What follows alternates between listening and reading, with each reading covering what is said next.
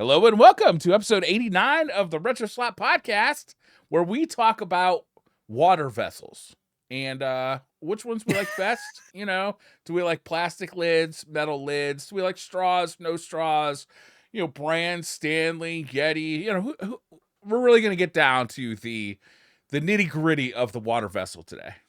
We're shifting the podcast. Instead of retro games, we're talking about water vessels. Yeah, I really feel like it's a natural progression. It's where everybody knew we were going to end up. Maybe with this topic, we can actually, be consistent in our podcast endeavors. Let's not say anything crazy. Let's not get ahead of ourselves. This is definitely the longest we've ever gone without doing a podcast. I think I looked at it. It was like January 10th. So it was almost 3 months. We're just short of 3 months between podcasts this time around. There was a couple where it was my fault, but there were a couple my fault. One of them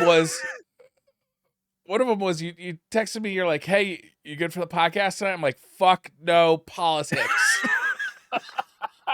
You're like, "I'm spiraling, Jay." Yeah, I literally about to have a panic attack because my mother just said if she loses Social Security, she's gonna have to move in with me. I'm like.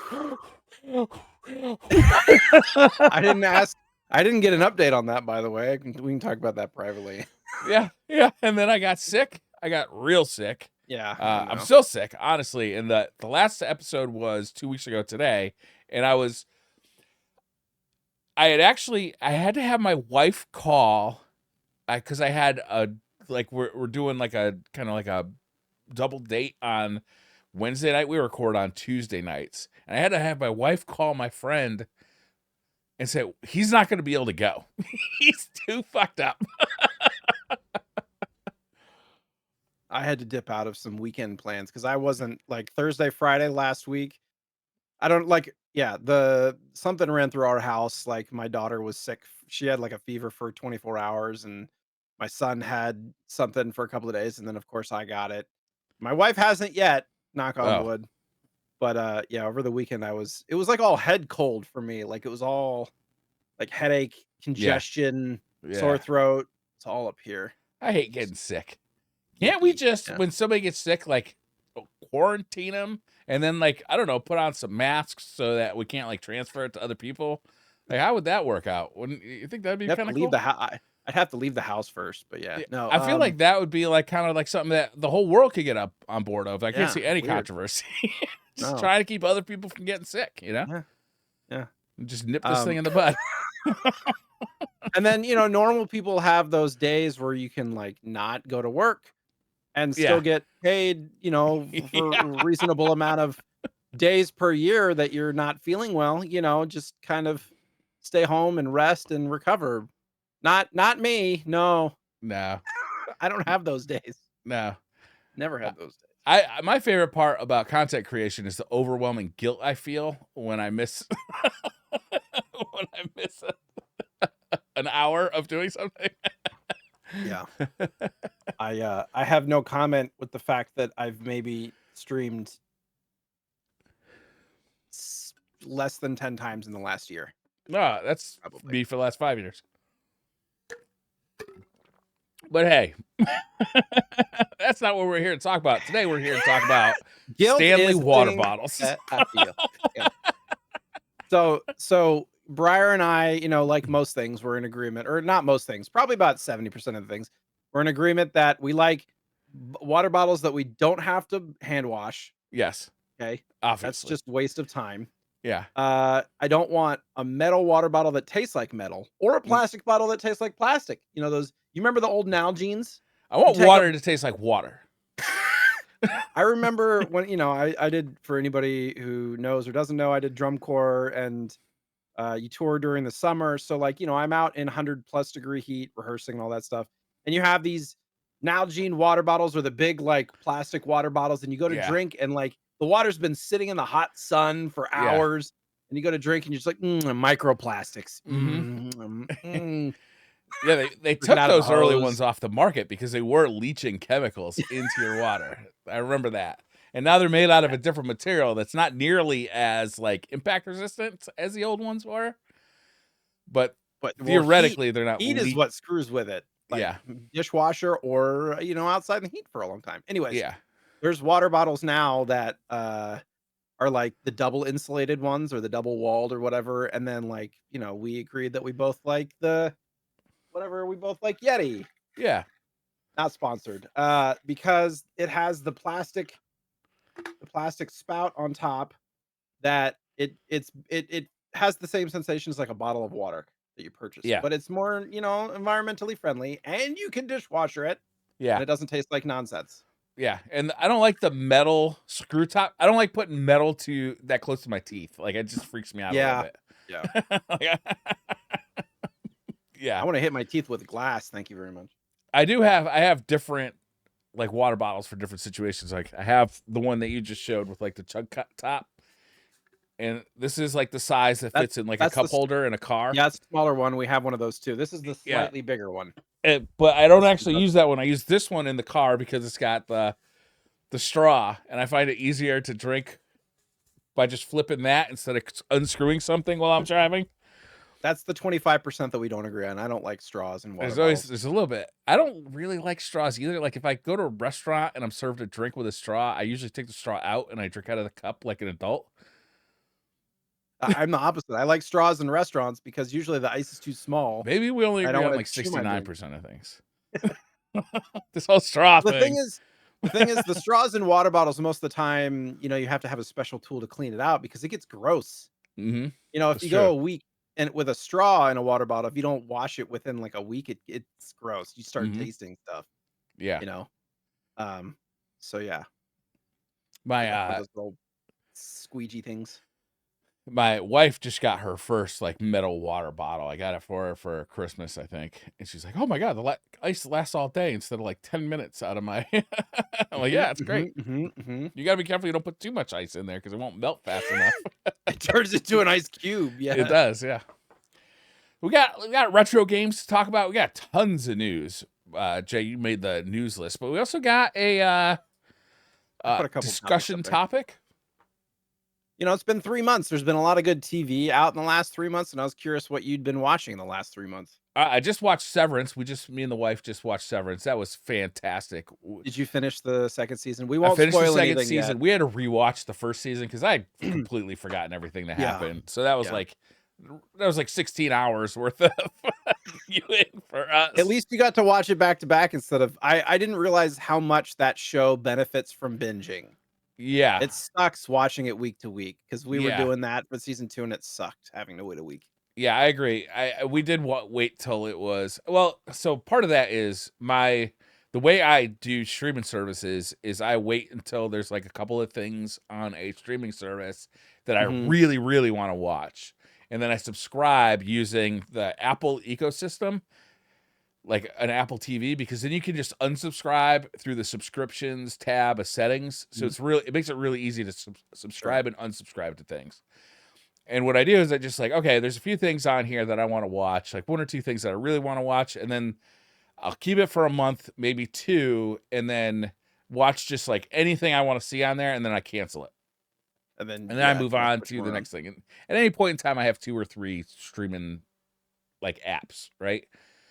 And then there's like certain things I keep for a while, like F1 racing app, the F1 TV app, I'll keep for, the whole F1 racing season.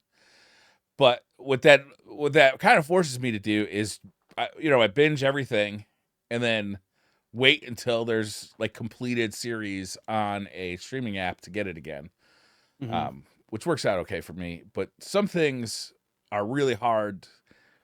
Like, what's the show? 1923, I think it's called, with Harrison Ford. I haven't seen that. So it's one of those Yellowstone spinoffs. Okay. And that has been really good. My wife is really into that, and that comes out on Sunday nights. And we have Paramount. We got Paramount for a year for buying something else. And so we've been watching that as it comes out week to week. And like you said, it's just painful to do that at this point. Like, come on, you're a streaming service. Yeah. Well, I mean, Netflix started with the whole like binging, and then they're like, hey, if we don't do that, people will stay subscribed for longer because they have to. They That's don't want to true. cancel it and re-up it and cancel it and re-up it, so they'll just keep it. So that's why they're dripping it. I think Yeah. Disney kind of started that. Actually, they kind of went against the grain with the The Star one at a Wars time. stuff, Yeah. drip, drip, Boba Fett things, whatever. But yeah, I would be okay doing the switcheroo service stuff like you do, but we have little kids, Yeah. and they're like, "I wanna watch, this for the 7th time." And you're like, "Well, we're not currently subscribed to that, so you can't." They're like, Yeah. "Ah!" So just gotta find something else to watch. I But have I wanna watch SpongeBob. I have been thinking about recently of creating my own, like, at home kinda like a Plex server or something Server, yeah. where I just kinda like, Illegal things. well, I don't think I have to do it illegally. I think you can, I think there's certain things that I'd have to still, like, purchase normally, but so much of the stuff I watch is, like, old movies and stuff. Like, so many of them I have on DVD or Blu-ray or whatever. I don't know. Like, how many times do I gotta pay to watch, you know, Big Trouble in Little China? Many, Mm. many times, apparently. What have you been Have you watching? watched have you watched Reacher at all? Yes, I've been watching Reacher. Yeah, the season finale was just recently. That was pretty Yeah. good. That Did you by the way, backing up, did you like the Severance season finale? Yeah, yeah, I did. Did you? I no. You didn't like it. How come you didn't I like didn't it? like I didn't like the way that they ended it personally, Oh, but I I'm not I gonna thought it was spoil really anything. interesting. I don't wanna spoil it, but the Yeah. decision one of the characters made and the lead up to that decision where the person he was trying to, let's say, rescue kinda passed a test that he didn't pass at the end of that episode, and I thought that was interesting and set up, an interesting arc for the future, I thought. Sure. Sure. I think season 3 will be interesting. Yeah, I wonder how many Um, seasons they can get out of that show. yeah. Fun fact that, that marching band, so they had a marching band, it's Yeah, not really a that was spoiler. amazing. What So an they had a marching amazing band in that tiny little room. Fun fact, a lot of those people were in drum corps and performed in drum corps, and one person specifically marched the same group I did, Look and at he's kind of the younger kid that they kind of focus in a couple of times. His name is Ralph Nader, and he's part of a group called BYOS. If you look it up on YouTube, he's a like really talented snare drummer dude. But you'd recognize him if you looked up Ralph Nader Blue Devils or Ralph Nader BYOS. You'd find a picture of him, and just super chill, like down to earth dude. And it was just funny. As soon as they saw it, I paused it. I was like, I know him. And my wife's like, "What do you mean?" I'm like, and I looked at him up and I like show her my phone. I'm like, "That's him." So it was kind of fun to have people that are associated with the same. I sat next to him on a plane ride back from a WGI like indoor drumline competition in Dayton one year, and I was kind of giving him some props for the stuff that he does and all that kind of stuff. Nice. But it's just I don't know, weird coincidence type things. But yeah, Reacher and if you've ever watched Mythic Quest on Apple TV. I can't stand that show. I hate it. Really? Yeah. I like it. I've It's only kind of watched, like, the campy. first 3 episodes of the first season, and I was Okay. like, "This is just the kinda comedy that it doesn't resonate with me." You know what I mean? Mm, Like, it's campy. I like it though. yeah, it didn't hit with me. So, sometimes shows like that can, like, find their footing and get better. Like, Parks and Rec. I watched the first Mhm. couple episodes of Park and Rec when it was brand new, after being a huge fan of The Office, and just this wasn't for me. Years later, I'm like, "I'm gonna give this a second chance." People say it's one of the best shows on TV, and I became a huge fan of Parks and Rec. So, you never know. Like, maybe if I gave it a second chance, I'd like it more. Yeah, I feel like Mythic Quest gets its leggings towards the end of the first season, Mhm. probably, and going into it gets deeper. It's less in the beginning. It's trying to set up the precedent that it's like this money hungry conglomerate game studio, and it starts to get a little bit more like personable as the season goes on and more relatable. Similar to like the show, if you ever watch Schitt's Creek, if you ever Yeah. watched that, the That's first another episode. one where I did 2 episodes, I'm like, this Yeah. isn't for me." No, the first few episodes, you hate the family, and then once they kind of humanize them and, like, relatable and all the things that they're going through, you're like, "Huh." I Interesting. kind of like it now. So you got to give it more than probably 5 or 6 episodes, similar to Schitt's Creek. If you haven't watched through Schitt's Creek, that's another one. If That's you can another get good through one. the first, if you can get through the first season, you will be hooked. I guarantee it. It's a tough thing when somebody says this. People say that about video games all the time, Yeah, especially like role playing games. Like, that's well, the fair. first 10 hours are a little bit slow, but then it really starts to cruise. Yeah, Like yeah, 10 yeah, yeah. hours is enough time for me to like learn how to boogie board. Like, that's a significant amount of Is time. it, Briar? Is it really? 100%. I can learn how to boogie board in 10 hours. That's a very specific example. Uh, uh, I don't know. I don't know. boogie boarding's fun. Yeah. It's tough, Anyways, but a lot of things are like that. Is you got to get through like the early stuff, and then it kind of finds its footing, and it really becomes something special. yeah. I had to tell my wife that for Severance season 1 because she watched the first couple episodes. She's like, I don't know. I'm like, just give it a chance. Mm. My wife's like that for everything. Her first impression of everything is, "This is stupid," and anybody who likes it is an idiot. That's her first impression for anything. Sometimes she's spot on the money. That's I an think that's exact how I quote that am, she to be said when she honest. saw the Cybertruck Yeah. reveal, and she nailed it. Yeah. Yeah. But a lot of times, like I remember, uh, Game of Thrones was on when we first got together, and I was Mhm. watching Game of Thrones, and she walks into the room. She's like, "What is this shit you're watching?" And now, like, she's the biggest Game of Thrones fan ever. Like, she's Mm. listened to the books 100 times. She's watched through the series multiple times. If I'm ever like out of ideas for a Christmas or a birthday present, just find something with Game of Thrones written on it, and I'm good to go. There you go. We watched the first season and a half, and then they killed off one of the main characters in the second season. I was like, all right, I'm done. Wow. I don't like show. It happened with Walking Dead too. Oh Season yeah, 6, they killed off what's his name? The nice guy yeah. character. Not When Wayne. Was Negan it killed him, Wayne? I'm like, nope, I'm done. No, not Wayne. Uh What was his no, it name? was the God, it's the Asian guy. I'm trying to Yeah, remember his I can't name. remember his But name. he was like my favorite character. Yeah, he was a lot of people's And favorite character. I was like, motherfucker. Like he's the nice, relatable, like real. It like brought the realism to me in the show, and then I was like, no, I'm done. Can't Yeah, do it. that's a show Hate that it. just got worse and worse as it went. Glenn. Yeah. Glenn, thank you. Glenn. Yeah, that's a show that just got worse and worse. Like the best, that's the opposite of what we were just talking about. Like the best stuff is what you watch right at the beginning, and then it just slowly gets Dragging on more and more bad. And now they have a bunch of like spin-off spin-offs and series. stuff. Yeah. They brought Daryl to France for some reason. It's like, Okay. yeah, there was another show I can't remember that I watched that was like that, and they went to Ireland. It was the biker gang show. Do you remember Oh that? yeah, Sons of Anarchy. Yes, I watched Yeah. all but the last half of a season, and I loved it. And then Ugh. the last half of a season was dumb, and I was like, I can't do this. Yeah. When they went to Ireland, it just threw me off. Anyways, it's a good show. So yeah, I Um. put on there. I'll quickly review the eBay stuff. It's been like my main source of income this year. Oh, no kidding. Buying, yeah, Buying buying and and selling selling on eBay. and adding to my collection. Yeah. January and February were kind of insane.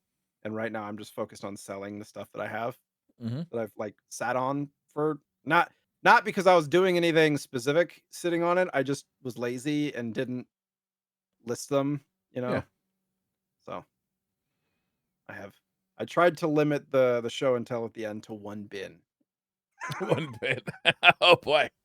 When you do eBay, how do you try and like list, like do you put like multiple games together so it's like No. worth like shipping everything, or Well, yeah, it depends on what you have. A lot of the stuff that I'm listing now is I think the cheapest things that I've been listing have been 30 to 40. mm-hmm. So most of the stuff that I'm listing is like probably average around $100. Okay. Um, which shipping, if it's usually $5 to $7 to ship like a boxed game or whatever. So it's not too bad. Okay. It's the fees, really. Did you know that eBay charges you a fee on tax No, that I they are didn't know that. collecting. Yeah. That's I didn't crazy. realize this. So, like, in the video game category, it's like 13 point some, like 13.68% fee or something like that. But I'm like, every time I did the math, I'm like, this is like 15%. What is going on here? And I did the math and I'm like, they're taxing me on, or they're hitting me with fees on the taxes that they are collecting. So say, for example, I sell $100 game, it's $13.56 or whatever on the fee. Plus, if the buyer is paying tax, say it's uh, $12 or $10 or whatever, they're also charging me 13% on that Wow. $10. So it's another $1.30. So it ends up being like 15%. And I think that's the most ridiculous thing. Like, That is ridiculous. pisses me off. But they set the market. So they have the audience.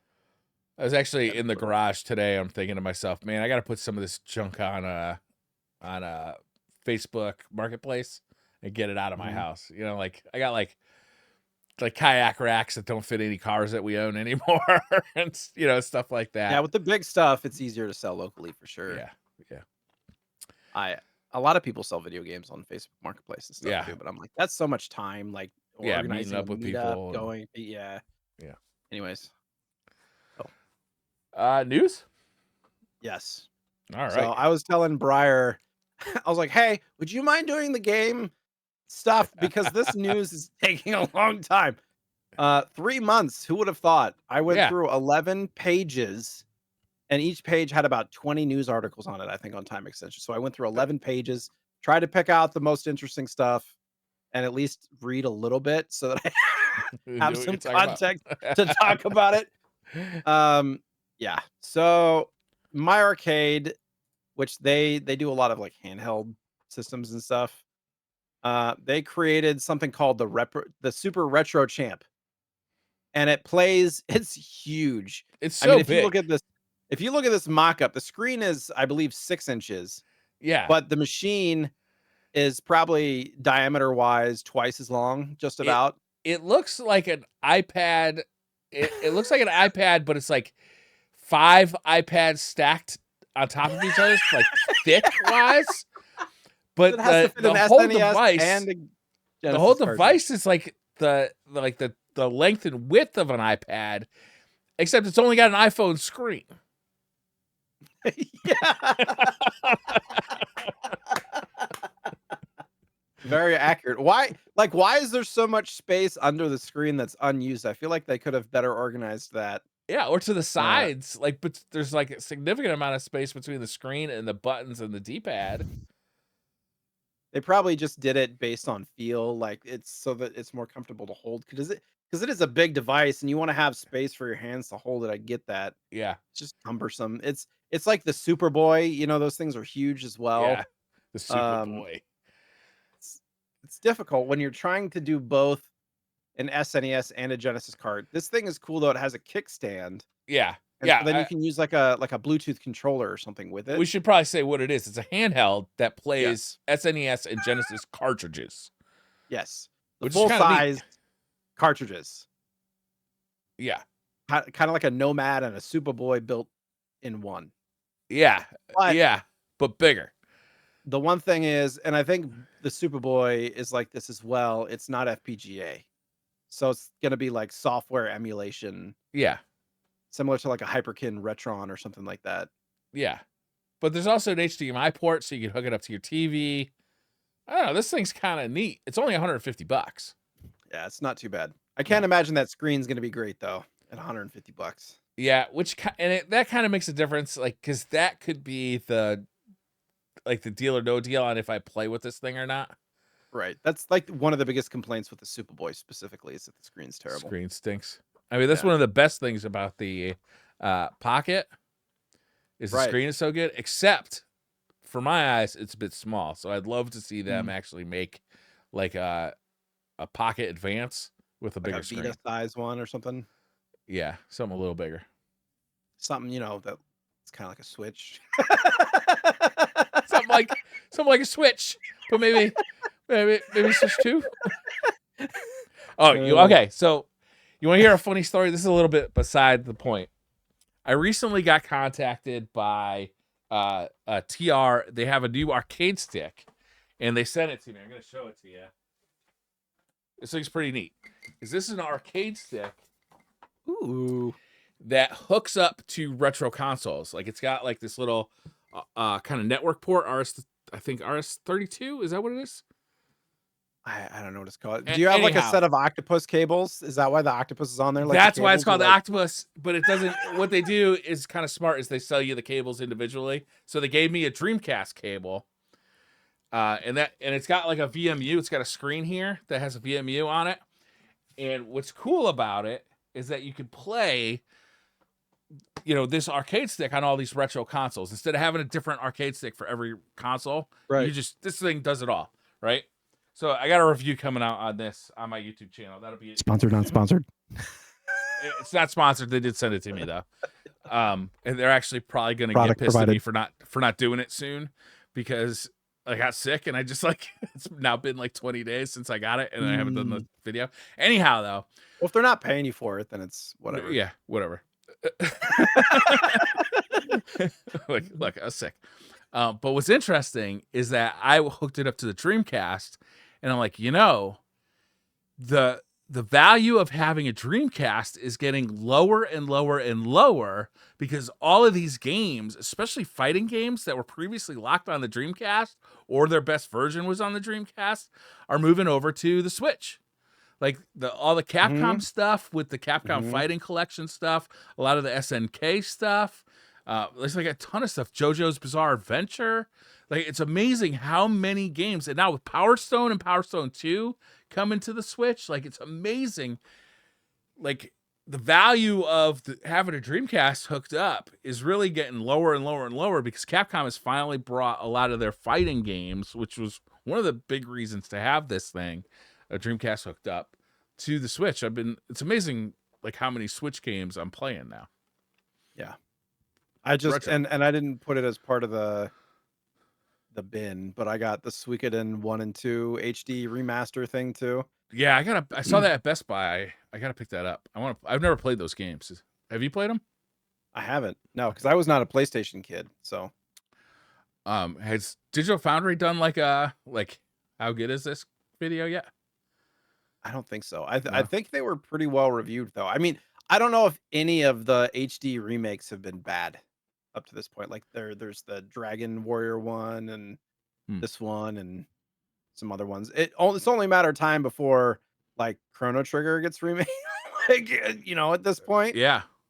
Talking about it, but I know it's kind of in licensing hell right now, but is it? I don't know.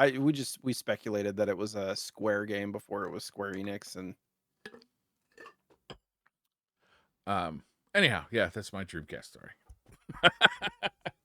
I want to check out those Suikoden 1 and 2. I've never played those games. I've heard they're fantastic. Chrono Trigger was now my brain is it was just Square, right? What's 8-Bit Do got going on here?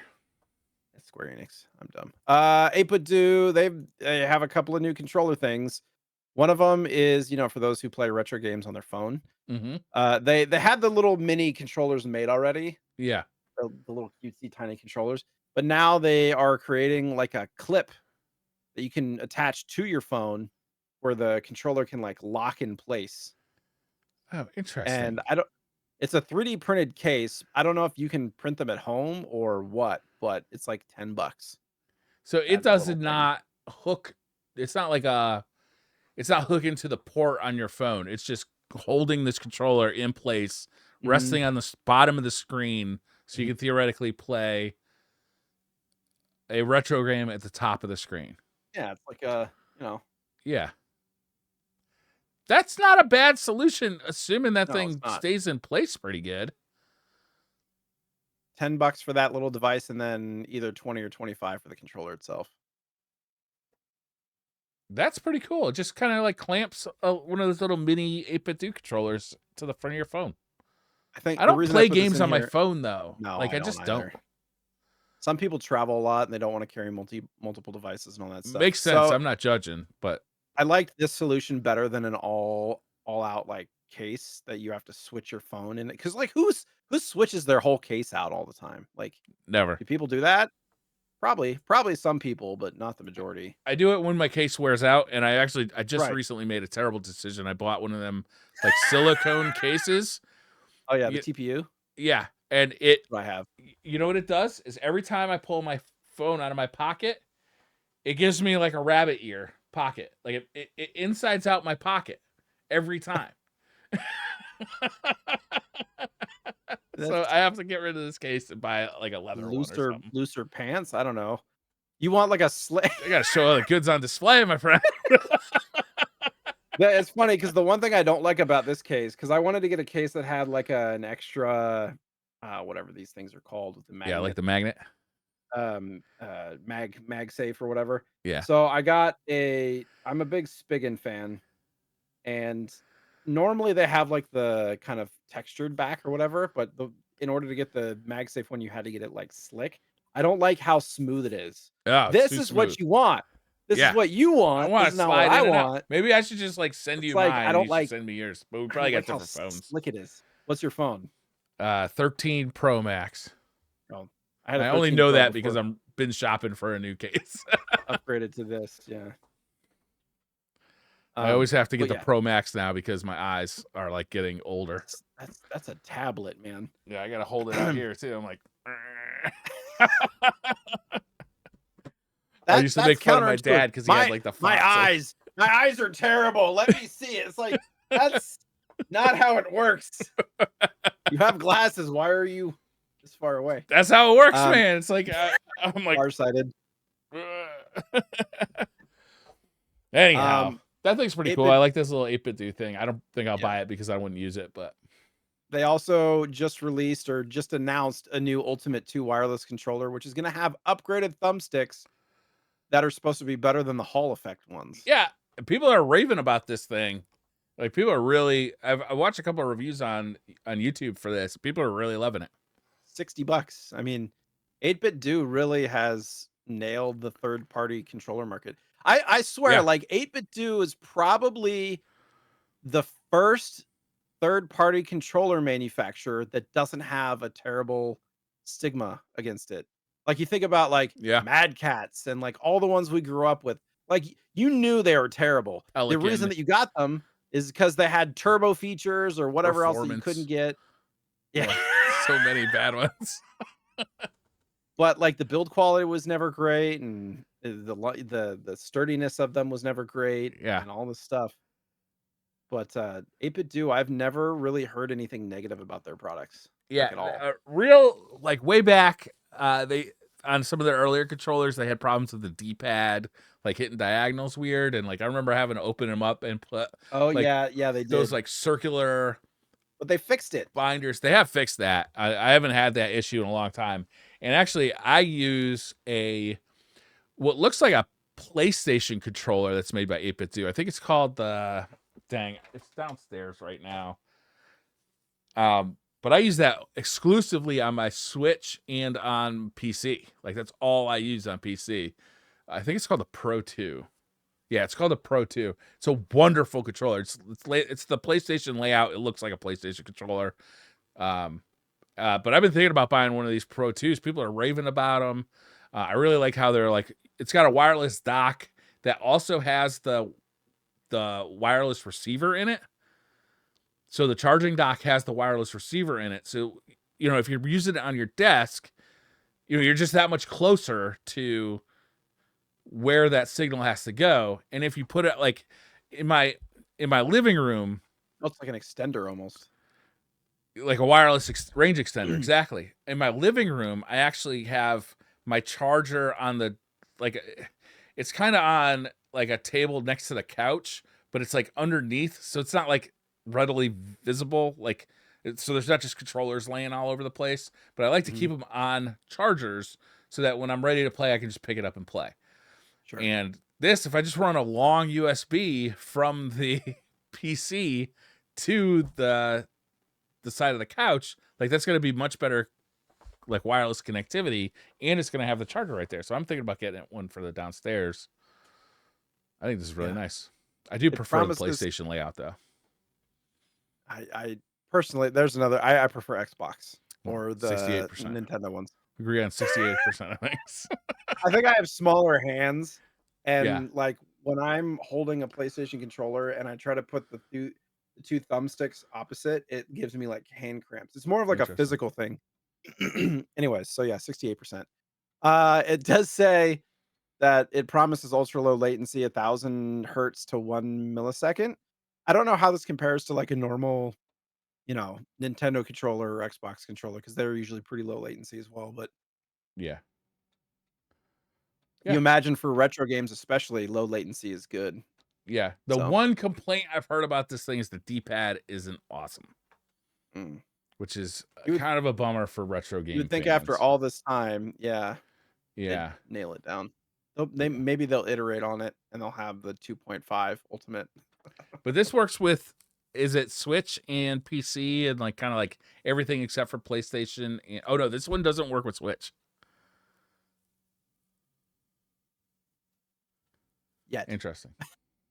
It said, potentially due to impending arrival of the Switch 2. Okay. Yeah, I'm looking So, forward to that maybe. Switch too. I mean, that's something a firmware update could fix potentially, right? You would I don't think. know. I don't know. I mean, it seems like so many controllers work with Switch that I don't really know why one wouldn't. This thing has 3 different triggers on Yeah, each side. it's got a right It has the trigger, right bumper, button, and then like a like an extra R4. one. Yeah, and it's got that on both sides. Yeah, people have been raving about this. $60. That's so good bit cheaper than the first party controller these days too. Especially when you Yeah, start getting into like the Elite or the like the yeah, Pro controllers. sure. And this has the paddles on the back too. It does? Mm-hmm. I didn't even see that. Dang. Hold on. I didn't see the pictures don't show the paddles. I'll have to look No, they into it. don't. So What else we got? this is just a dumb aside, but Balenciaga has made a snake handheld. Sweet. You want to speculate on the cost of this device that only plays Snake? All right, so I'm looking at it. It looks kind of like a Game Boy Color, but it's gray and it's got 4 buttons It looks and like an what looks analog like pocket. it looks like a not color screen, but I don't know. So I'm gonna Doesn't matter. guess. Well, it's Balenciaga, so it's gonna be more expensive than I think. So I'm gonna get $60. I'm gonna guess it's like $2,500 or some shit. Do we not have a price? No, I No, no looked for price one. yet. I couldn't find it. Like, and you click the link and it wants you to sign up for Balenciaga's like mailing list. I'm like, not a chance. So I tried Googling it. Couldn't come up with anything. It went to their Instagram. There's no information there. But like, if you look at Balenciaga's the price of their stuff, like their entry level things are like $1,000. Yeah, So it's not a color screen. It's an Indiglo, like the blue. oh, like the Game Boy Light. Yeah. It's basically a TI-86 calculator with Balenciaga. That's what this, but like no calculator. It's just the 4 buttons too. It looks like something. This is more form than function for Yeah. sure. I know what I'm But getting you for like your birthday. everybody, put in your votes now. What do you think this is going to cost? I don't think it's going to be less than $1,000. It looks like it Personally, should cost 20. $39. Yeah. Like, what is this made out of? Silver and schmeckle? I don't know. Like, Schmeckel's so expensive these days. The price is just going up like crazy. Wait till they put the tariffs on the Schmeckel. It's just gonna be out of this world. like every inside part is pure gold. I don't know. Watch it be like 13,000 or something. The thing is, there's an actual snake. And like A snake on like a hamster wheel on the inside that you're controlling that it feeds. when the snake dies, Balenciaga comes to your house and it replaces your snake. Snake, great game though. Great game. Yeah. Yeah. I mean, I remember those Nokia phones, Mm-hmm. those little ones, the little Yeah. bricks that they ship back. Yeah. Lots of Taki Udon FPGA news. There's Yeah. the what are they called? The R1, or they're calling it the Superstation now. Yeah. Superstation. This thing is really cool. It's So a $180, which I'm surprised about. It's a PS1 great, FPGA essentially. great price. $180. Looks sleek. They're doing pre-orders.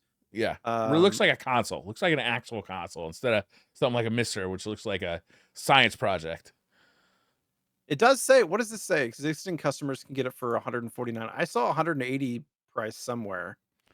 Yeah. They had some kind of like pre-order bonus or yeah. I don't know Like exactly. early pre-orders or something. Yeah. Who knows? Um, so yeah, like you can get like translucent skins, and there was all this news on how easy it'll be to repair. Like they're turning them into like um not like modules kind of inside it, so you can just like repair little pieces if you need to. Yeah. They're also gonna have a super dock for $40, which will run CDs. It'll read CDs, Yeah. Have they actual game discs. mentioned what discs it will support? Like which systems it'll support? I mean, assuming it only supports PS1, uh, it actually So, just says PS1 games, memory cards, and controllers, analog digital output, NFC. okay. That's a big Mr. deal. People have big PlayStation collections. If it could Super do like so I'm trying to think of like what's on Mister that can take CDs. I could think Neo Geo CD if it could do that. Saturn is on there. If it could do that, that'd be pretty cool. But that's well, as yeah, if they high as mod that it. goes. I was reading just the Superstation stats apparently. Super dock will include a CD DVD drive, 4 times USB-A ports, and a 2280 M.2 SSD bay. Oh, so it's also a USB like dock too, which is pretty Yeah, nice. All yeah. right. So That you'll be seems able to like put all your well stuff on worth there. it to get that for $40. Yeah. If you're gonna get one, why not get that too? Yeah. Like, what are the odds you think they'll mod this to be able to run like Dreamcast, Sega, all that stuff? So I It's don't another one of those think, conversations with discs. yeah, I don't know that it has enough power to run Dreamcast because I really do think this thing is equivalent hardware to a Mister. So I think you're really going to be capped out at like Saturn, PlayStation, Mhm. N64, which like they never thought they'd get N64 on there. So Right. It's only a matter of time at this point. But yeah, this thing yeah, is wild though. I mean, this guy came in and just said, "You don't need to be spending $700 on this stuff. Here's one that looks like a PlayStation for 150."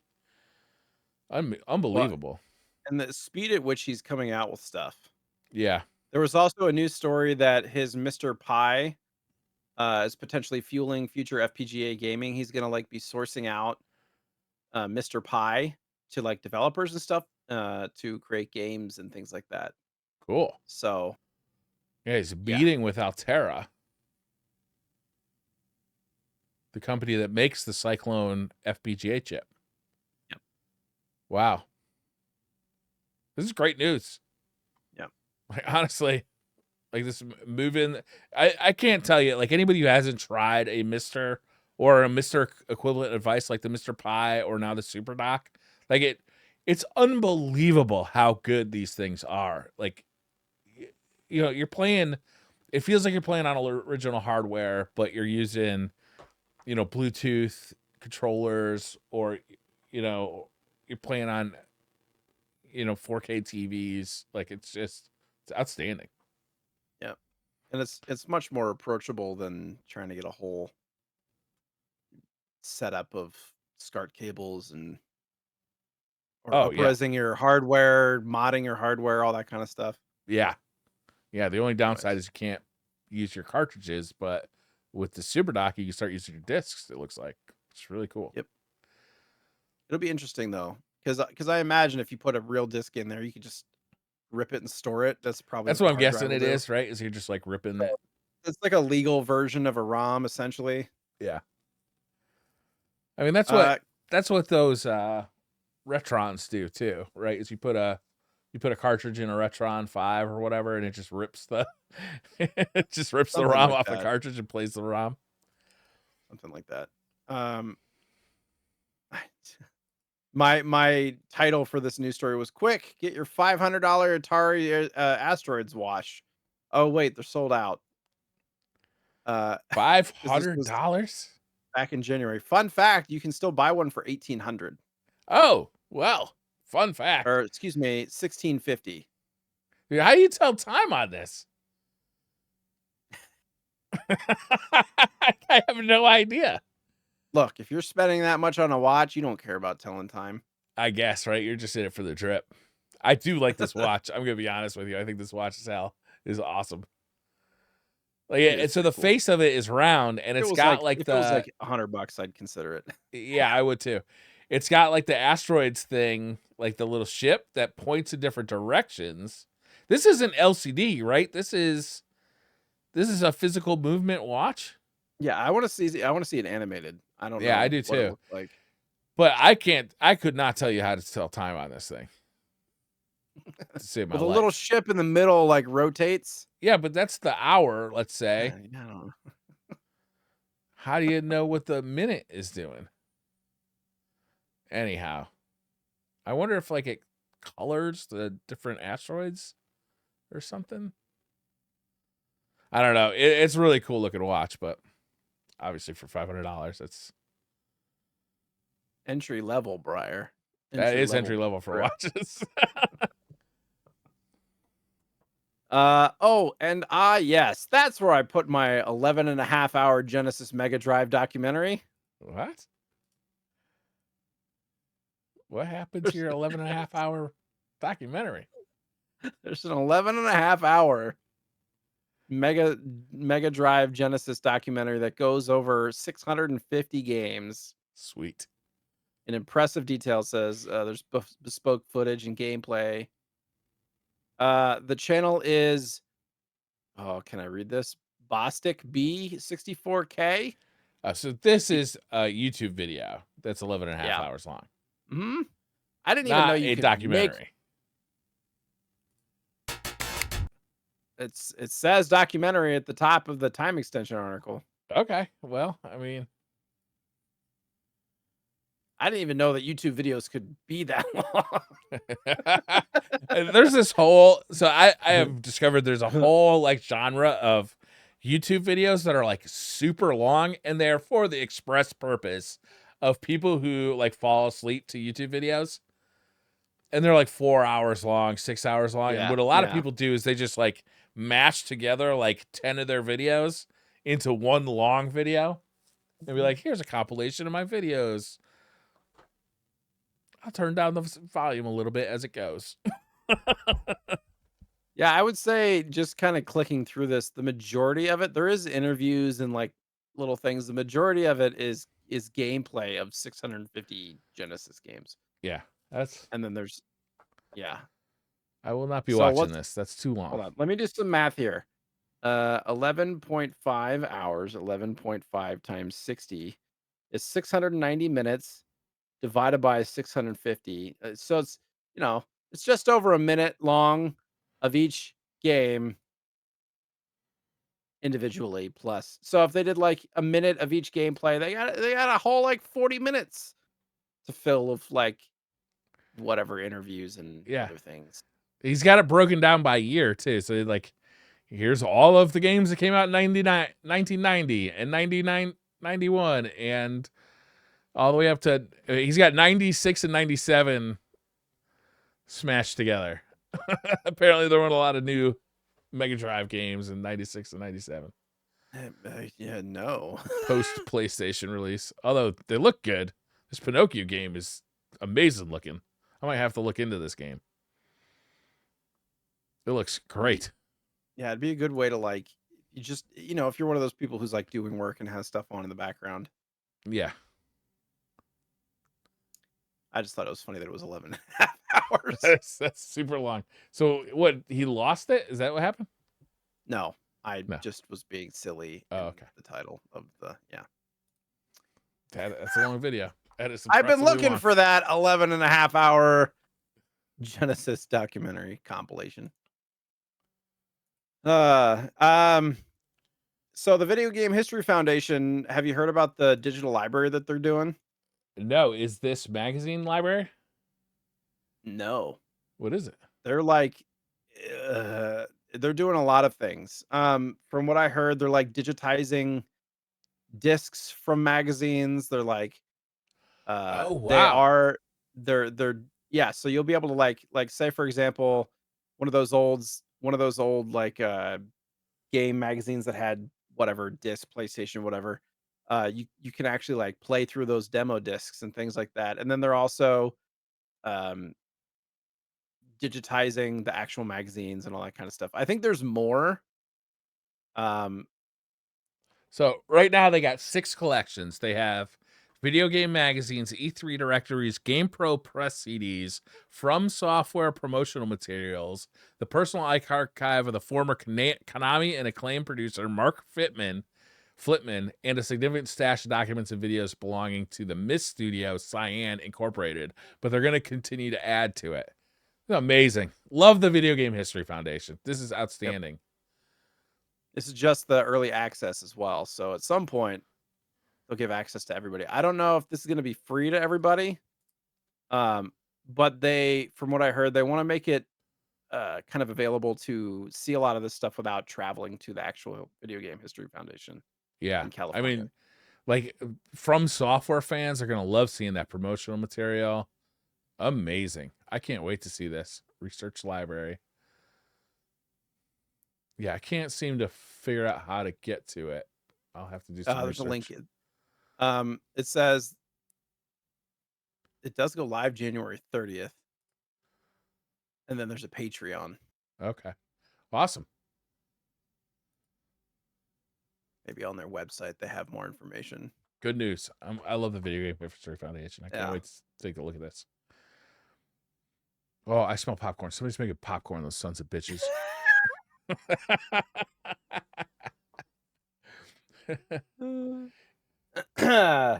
What's your favorite kind of popcorn? So my wife introduced me to this. What she does is she makes butter popcorn and kettle corn popcorn and then mixes it together. That's my favorite. What does it give you extra than just eating kettle corn?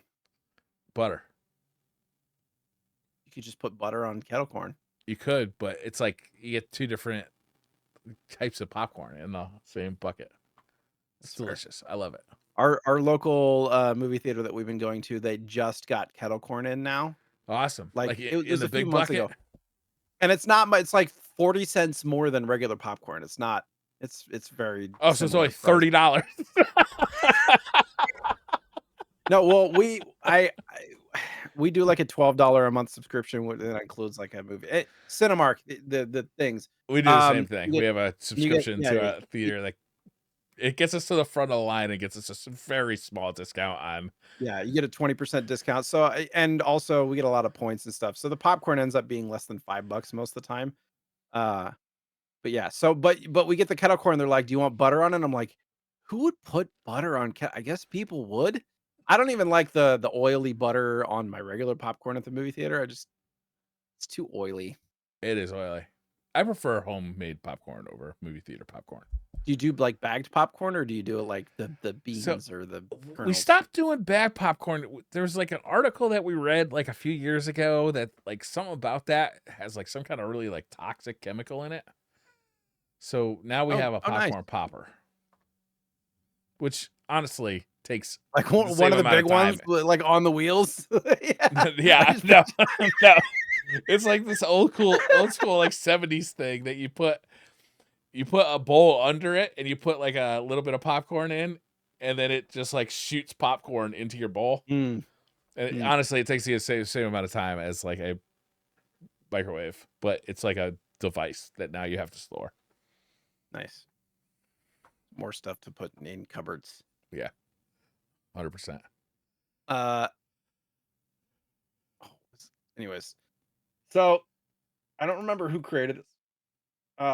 There's there's a memory card that can run your entire PS2 library on a PlayStation That's 2. crazy.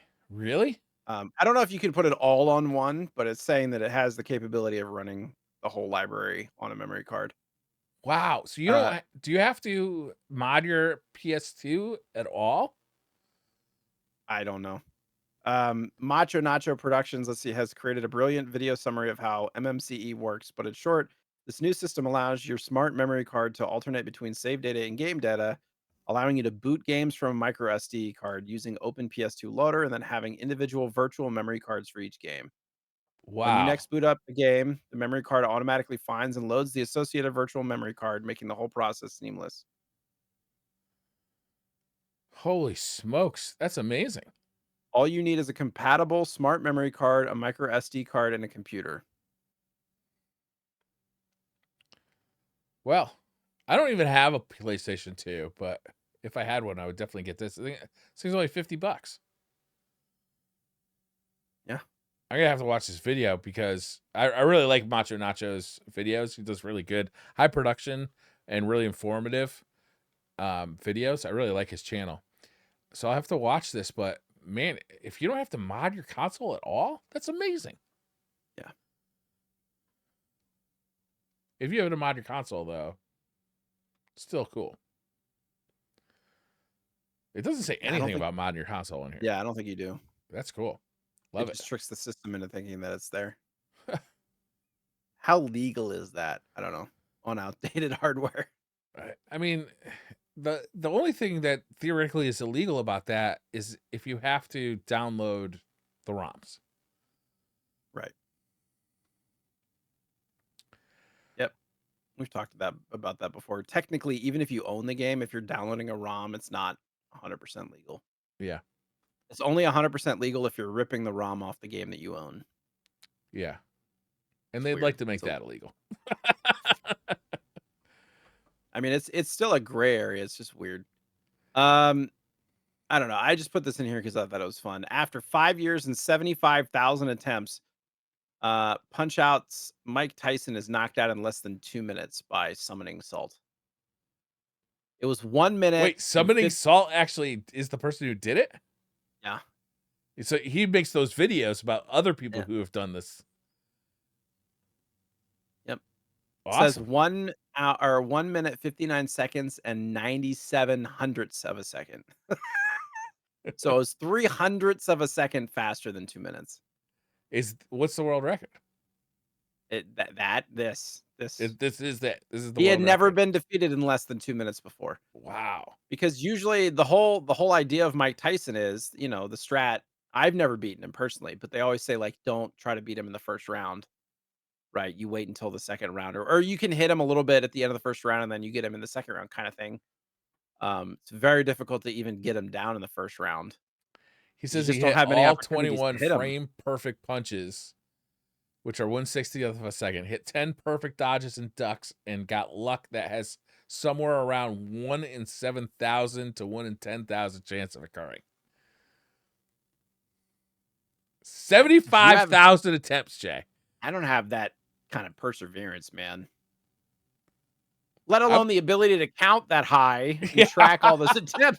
You know, like who's going back like 1, 2, 3, 4? Like there's that's probably some outstanding. device that because speedrunners like they reset stuff every few seconds, really, if they don't have the beginning perfect. So I imagine whatever the system they're using tracks how many resets they have, but it's just wild. Hey, Well, does he have to congratulations to input? somebody saw. Does he Amazing. have to input the Tyson code every time? Yeah, probably. You know what I'm talking about? Yeah. Fortunately, it's like 6 digits. It's not that high, but Yeah, and they really don't like you running off of like emulators, so you can't just have it like the save state loaded up. no. Speaking to that, I almost want to skip to something. Yeah. I'm gonna move something real quick. All right, make it a game Let's see time here. decision here. Yeah, here I'm gonna copy and paste this story since you just talked about speed running and things getting faster. I'm curious. So, original SNES hardware seems to be getting faster with age. Have you heard Yeah, I was this? reading about this. Yes. So I don't know if they know the reason.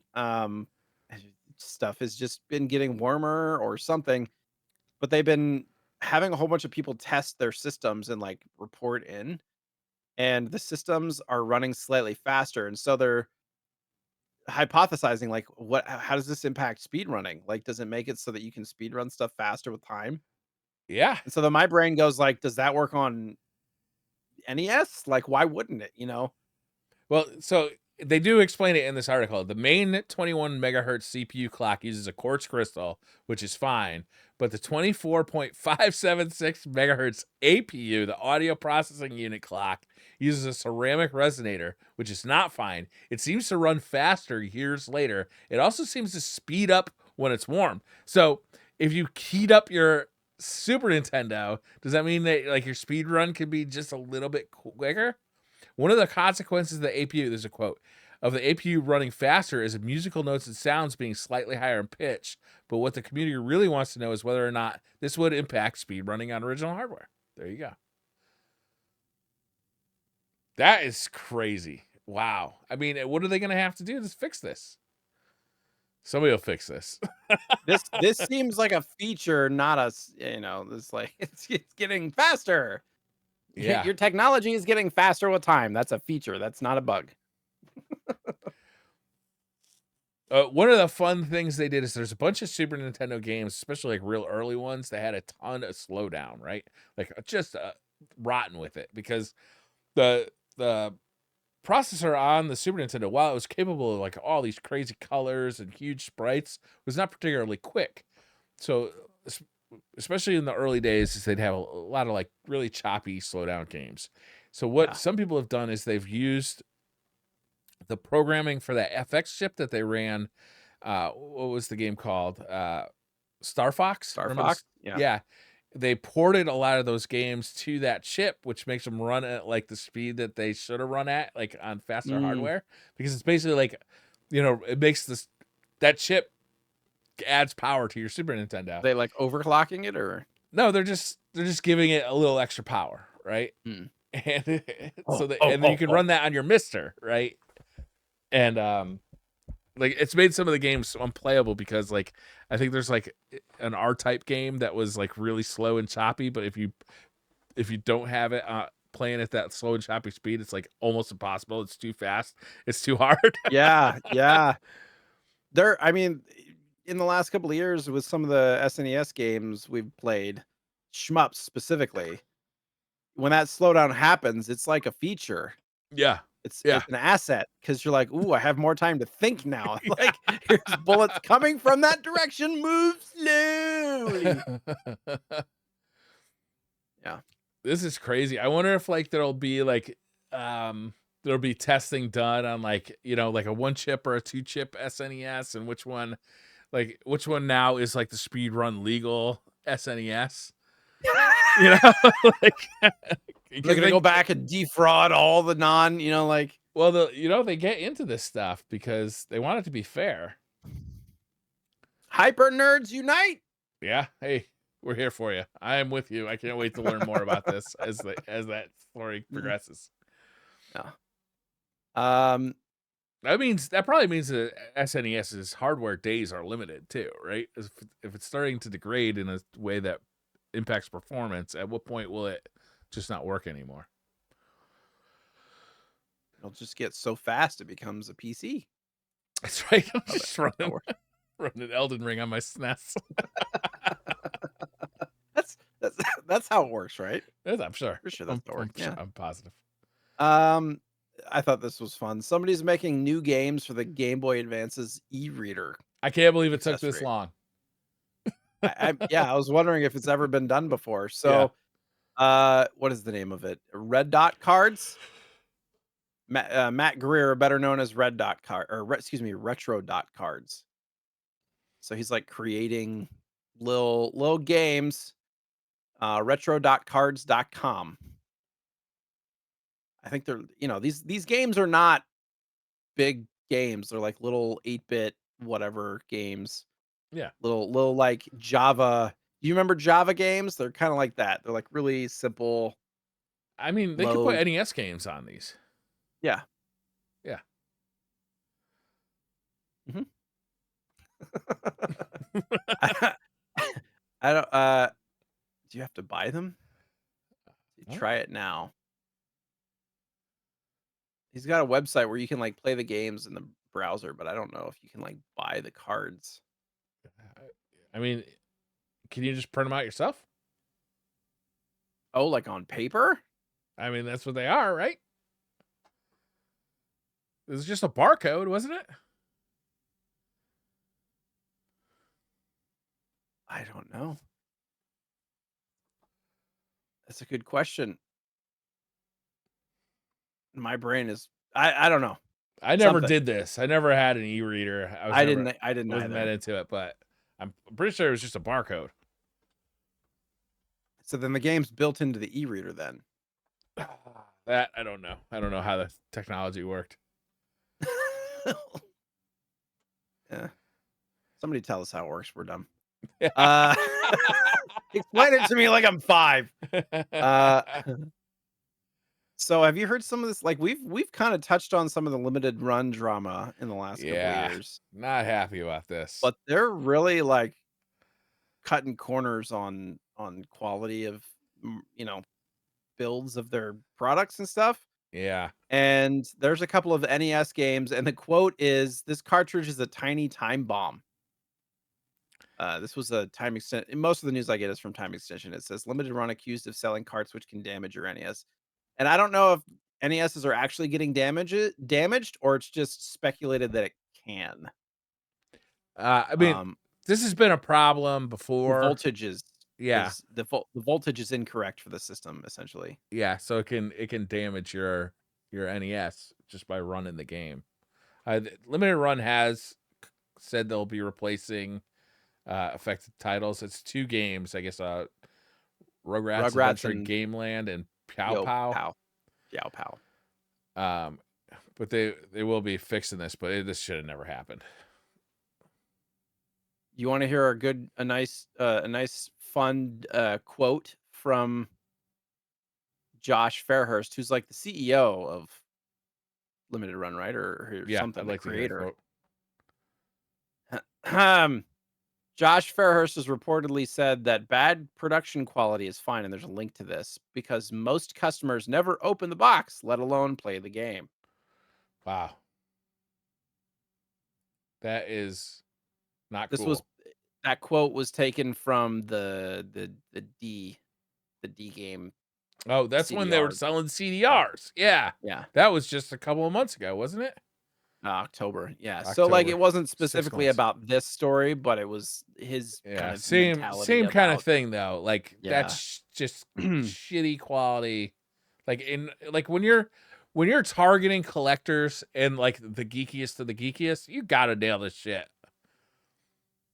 Yeah, I'll be honest with you. I bought a lot of shit from them, especially around COVID, and I really stopped buying stuff from them because A is like they take your money and then they wouldn't ship you shit for like a year and a half.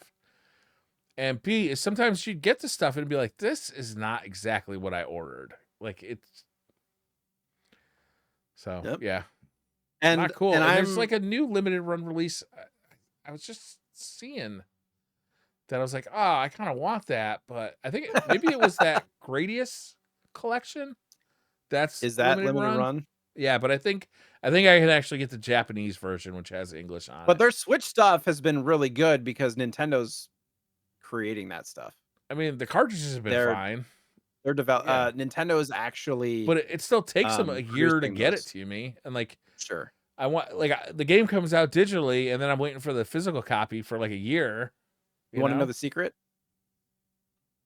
Go to PAX and buy it straight from limited run booth. that seems expensive. Most of the games that I've gotten from limited run have been from Yeah, the booth, and they undercut their own retail cost. So a lot of the games that I've gotten, that they were selling for like $50 on the website or whatever, they're selling for 35 at like I PAX. don't know how useful that hack is. It's great for me because I'm already going to PAX West. So, Yeah, and I'm propagating, or I'm like furthering his mentality because every single one of the limited run games that I've bought are still sealed mm. in the original packaging. And a lot of I have them not I've opened opened and I've a been playing single them. one.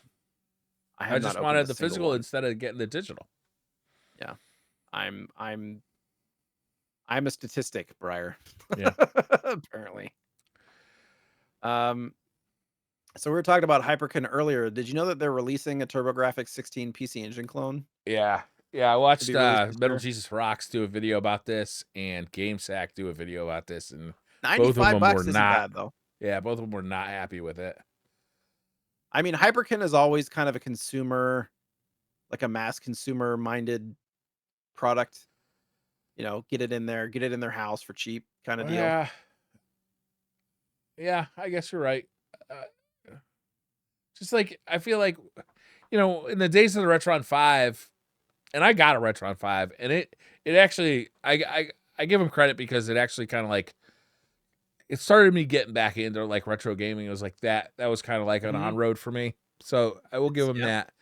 it's your But first now step. the options are just so much better, than when I bought that Retron 5. When I bought that Retron 5, there's nothing from Analog. Analog wasn't doing any of that stuff.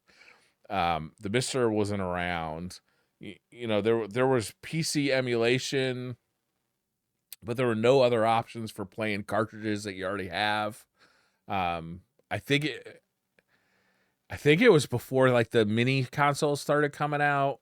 So it's just Mm. like that world was just a different world where Hyperkin was kind of making these things, and they were cheap and they were cheerful, but they weren't like They got the job done to a kind certain of. extent. But for $95, I don't know. Like if they're selling these W things in Target, like how many people? Maybe if you're selling these things in Japan, right, where the PC Engine was much more popular, but how many of these you selling to TurboGrafx fans? Yeah, I You mean, know? it's kind of an outlier for sure. I will Yeah, say though, as a pro to Hyperkin in general, they are good about getting their products in front of the customer. Like, you go to a retro game store, yeah, what are the new, like, consoles that you're gonna see? It's or Hyperkin. 90% of it's gonna be Hyperkin. Yeah, that's where I Because it got is my an Retron 5. affordable yeah, it's an affordable option. It's plug and play, it's easy to understand, um, and it's readily available, and they do a good job with that.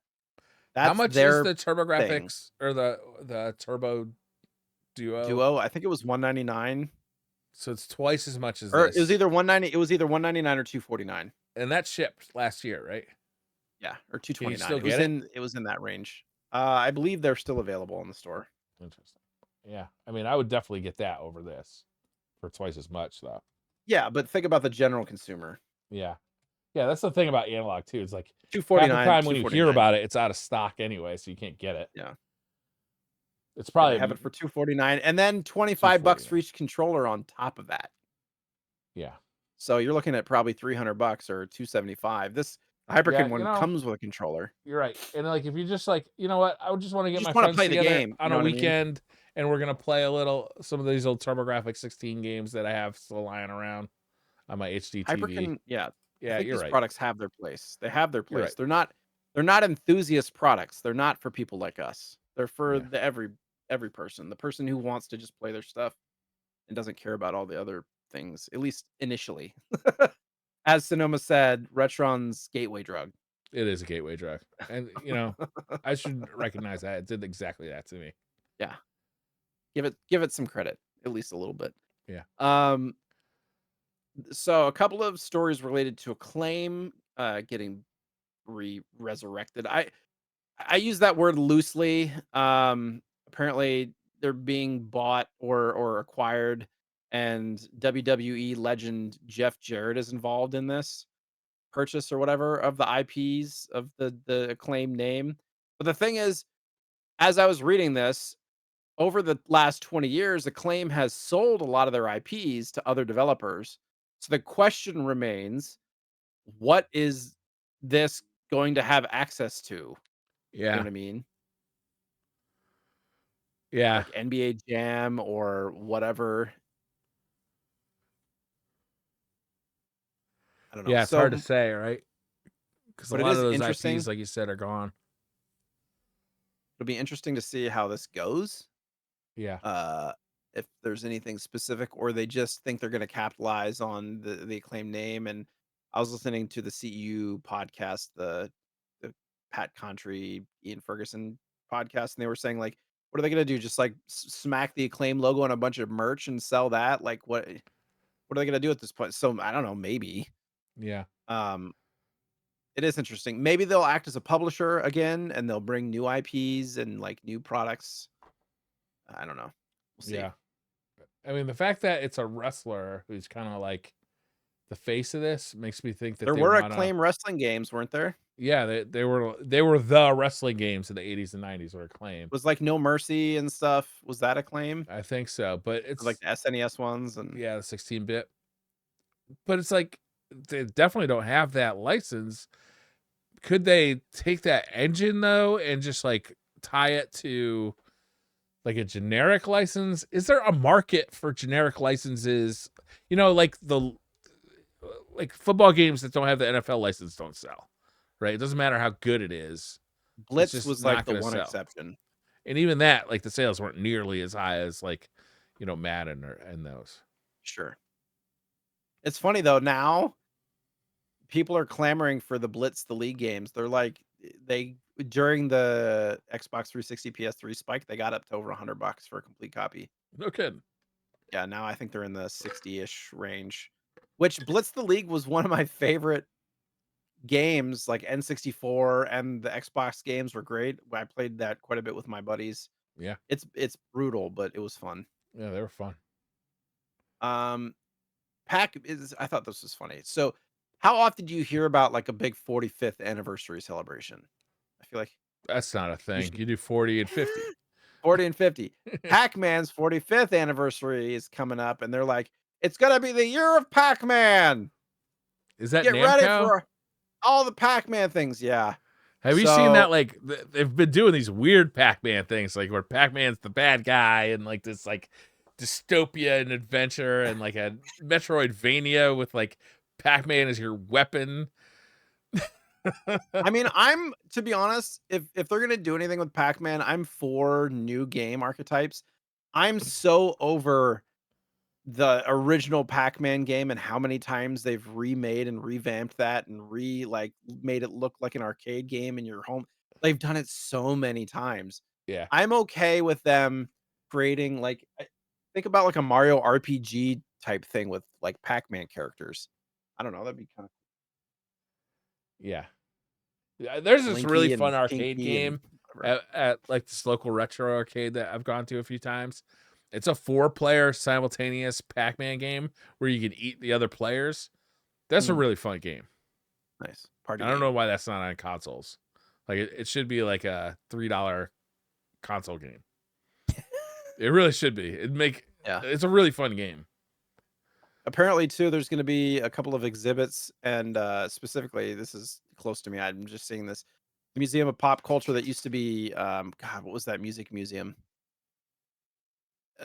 from the early 2000s that now they changed it to Museum of Pop Culture. Anyways, April 30th through June 4th in Seattle. And then there's a Great Park Gallery in Irvine, California from May 18th through September 28th. It's like Pac-Man stuff. Yeah, it used to be in Seattle was the Music Museum. I can't remember what it was called. There was a name for it. It's the weird building. It's like a weirdly shaped building, and now it's the Museum of Pop Culture. But yeah, so it'll be interesting to see what they come out with Pac-Man stuff. Yeah. Um, Yeah, there was just a new at the Nintendo Direct this week. There was a new Pac-Man game. It was a Metroidvania with Pac-Man as like your weapon. It was really dark and moody, like Metroid kind of thing. Mm, It's really fucking weird. weird. What they're doing with Pac-Man now is really fucking weird. And I'm here for it, honestly. Yeah, yeah, I am too. Um, you can now vote for the 2025 Game of the Year from the Strong Museum. All right, what are the We finalists? we can talk about the finalists. All We right, let's talk have about it. Frogger, Okay, that's classic. Defender, Another classic. Mattel Football, like the handheld, is on Oh there. yeah. The Tamagotchi is on there. Okay, that's not on my personal list. GoldenEye 007 from N64 is on there. The Wow. original Quake for PC. Damn.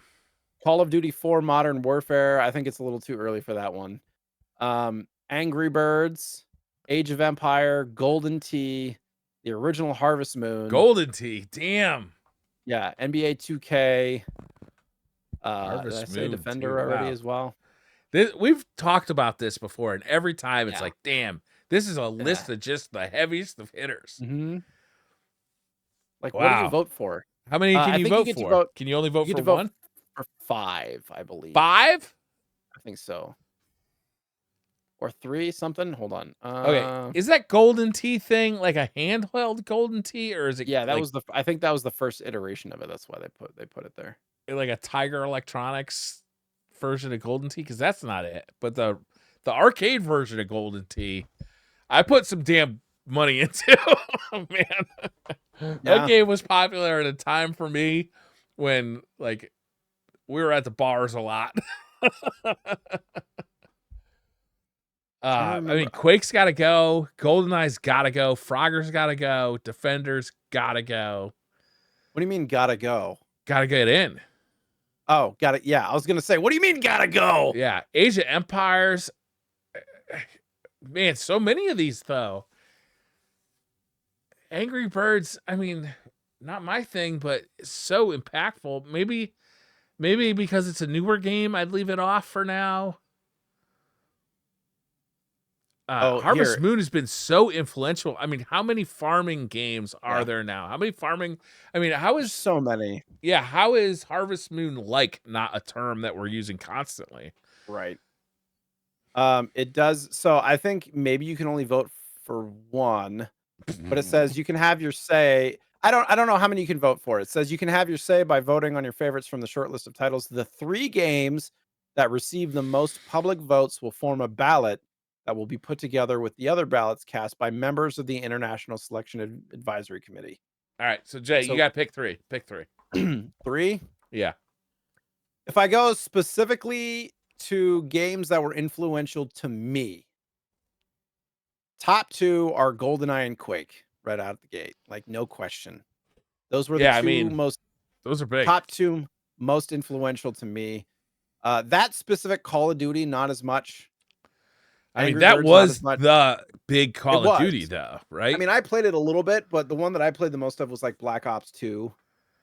I mean, and that is the first of Counter-Strike. the most popular game franchise across the board for the last 20 years. And that was the first one. They're all influential in their own way. Yeah, but that was I real think influential. Yeah. I think my last pick would be between Frogger and Angry Birds. Frogger and Angry Bird? Angry Birds is more relevant to me, and I believe from the casual gaming market, it's most influential. You think about it, it being accessible on a phone, and how many people that are not quote unquote gamers would play games like Angry Birds or That's true. things like. So I think it's one of those things like the original Wii was. It opens up the demographic to people that don't typically consider themselves gamers. Like Frogger on Atari in the arcade was still very much like a gamer game. If you're playing in an arcade or in a home Atari, it's like you've gone out of your way to play these games in that Yeah. environment. But games on your phone, it's right in front of you. That's the only one actually that's like a mobile handheld game. Well, you got handheld I mean, football and Tamagotchi. in a device that you already own. And Golden Tee Golf. I It's put the the only picture one up. that's on a So device. if you're watching, you can see all the games. Yeah. Man, this is so hard. I think Age of Empires. How do you not put Age of Empires on that list? I mean, Quake. I think Quake is got to be on there, right? Quake has got to be there. RTSs weren't really my thing personally. Yeah, GoldenEye, man. It's hard for me to get off of GoldenEye because it was I loved it so much. I loved it so influential so for me much. personally. I'm gonna have my buddies down for my birthday in like a month and a half, and we're gonna Break out some GoldenEye. drink some drinks and play some games, and I'm sure Will GoldenEye's your on new that short list. N64 be there? Yeah. It will be there. No. That I have an N64 set up though. So 4 controllers and just Super Mario 64, or excuse me, Mario Kart 64, GoldenEye. Yeah. Probably play some Halo 1 stuff that Yeah. we played a lot in high school. GoldenEye was up there. So Actually, when you say Halo, okay, so GoldenEye was obviously before Halo, but Like just Halo, before. Just yeah, before. just before, and Halo defined. I don't know, man. Like GoldenEye and Call of Duty 4 being on the same list, like if Halo was on this list, like I would have to choose one of them, but I wouldn't want to choose two of them. You know what I mean? Like Yeah, that's GoldenEye why I and went. Call of Duty are GoldenEye was influential though, and that was on the N64. Quake was one of the first online PC first person shooters you could play. Yeah, it was really So good too. And Call of like Duty multiplayer was, online. I mean, it changed the face of video games. That Call of Duty had an impact like a Mario game, like Mario has on the industry. It changed the face of gaming. I mean, ever since. Yeah. Was That that the game, first one that really had the yeah, that multiplayer? was the big Okay. one. Yeah. 'Cause I remember I played the first two Call of Duties, but it was only like a first player campaign, like a one player campaign. Yeah, before that they were like World War II, and they were mostly, I mean, there was some online stuff, but it was like an afterthought compared to the campaign. Call of Duty 4 Modern Warfare was the one that hit. I think the two that I played the most were Modern Warfare 2 and Yeah. Black Ops 2. Those were the two that I played the most. Yeah, I love me some Black Ops. There's a tough one, man. Because how do you leave Defender or Frogger off of this list? Yeah, I mean Frogger to me personally wasn't that big a deal, but I know for people that are older than us, Yeah. you know, think about some of the first arcade games you got to play as Yeah. probably Generation X boomer generation probably is more significant to them. Older than Generation X. Are you X? Yeah. What year were you born? I was born in 76. Okay. You're young Generation X. Because millennials started like 79, 80. Yeah. I don't know, man. This is a tough list. Again, like, I wish It they is. had, like, they'd narrow these down to, like, categories. Well, that's what or we're something. doing. That's our job, Briar. We Yeah. have to narrow it down for them to make it easy. But they've narrowed it down to this list Yeah. in some capacity. You know what I mean? Like there must have been a larger list of contenders, I'm Shit. sure.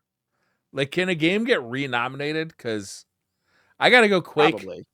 I gotta go Quake, Modern Warfare, and GoldenEye. Like, but it's You're like, oh such my a god, those are homer, all dude. like first person shooters. But I didn't play. I don't play Harvest Moon likes, and I didn't play the original Harvest Moon. I didn't either. Yeah. I don't play basketball games. I don't play football games. I don't like mobile games. So Tamagotchi is out. Angry Birds is out, and Frogger and Defender are before my time. Golden Tee Golf, like if that's the arcade version, then I'm knocking GoldenEye off. I mean, it was the predecessor to it, right? Like, you know. I'm not putting any Tiger Electronics games on my list. Speaking of golf games, did you see the new what looks like Camelot golf game coming out on the Switch? Yeah, I did see that. The Hot Shots game. Yeah. That'll probably be $9.99 in a year. Yeah. I'm gonna wait for it. Yeah, I mean, right now I'm not buying any new Switch games, right? I'm waiting for that Switch 2. That's tomorrow is the big announcement. We'll probably find out a release date and all that. Yeah, the Suikoden that I got, it was because I had trade-in credit. So. Oh, you got the Switch version of that? Yeah. So this will be fun. Well, I'm sure different though, because it's a retro game. You know? Yeah, it's true. So I should have put this in with the other stuff. The RetroTink 4K now has a CE version available. It's like 60% the cost. It's $475. Yeah, still hella expensive, but it is, but it's not $750. Yeah. Yeah. So let me do some math. 475 divided by 750. Yeah, about 60%, 63% cost. Yeah, we've talked about this thing before on the show. Retro RGB, yeah, we have. Retro RGB has done a great video comparing this to the original RetroTink 4K. What you're missing out on features. Mike Chi, the creator of this thing, has said that any feature that this thing can run, that the RetroTink 4K gets updated with, because he's constantly like putting new updates and new features on these things, This will get, assuming the hardware can run it. So expect this to be supported, and it does the main things. Main thing is it gets your it up-reses your retro games and your things like your Mister to 4K, which is really nice. Sweet. Yeah, I haven't really. This is a little high for me personally, but um, because I think a Mister is probably the next purchase that I would make. I wouldn't Kind of buy a like Mister at this point. I'd buy that thing from Tacky Udon. I mean, it's the same thing, but it's $150. right, but I'm just saying a Mister in general would be Yeah. kind of my next purchase if I was going to go that route. Um, yeah, because yeah. I don't know if I personally need a RetroTink 4K, considering the TV that I'm playing on is a 720p plasma, and I Yeah, that's not gonna realized help then. no, I realized that a lot of the analog. So the problem with the analog products is if you're switching from like 4K display or 2K display to 720p display, if you hook up, it might be the TV's problem. But so I hooked up all my analog things like the SNES Genesis, and the whatever else, and the NES, SNES, Genesis. Those were the three that I have like hooked up, and all three of them there was no picture, and I'm like, what the hell? I had to hook up my laptop and use a capture card, open OBS so that I could see the display and switch the like output mode to 720p or whatever, and then it would show up on the TV. How's it look So there was on the like a 720? fine, looks Yeah, good. plasma TVs look still really good. Yeah. Yeah. It's kind of my hybrid kind of newer display slash because it still has composite and component, Yeah. and it has like HDMI and all the things. So I was like, yeah, and the only thing that sucks about it is it weighs 130 pounds. Yeah. They were heavy. That's the one. Like the thing that it's sitting on is starting to do this Yeah. under the TV. But yeah, so it was a little bit inconvenient, but it works now. So I uh let's see.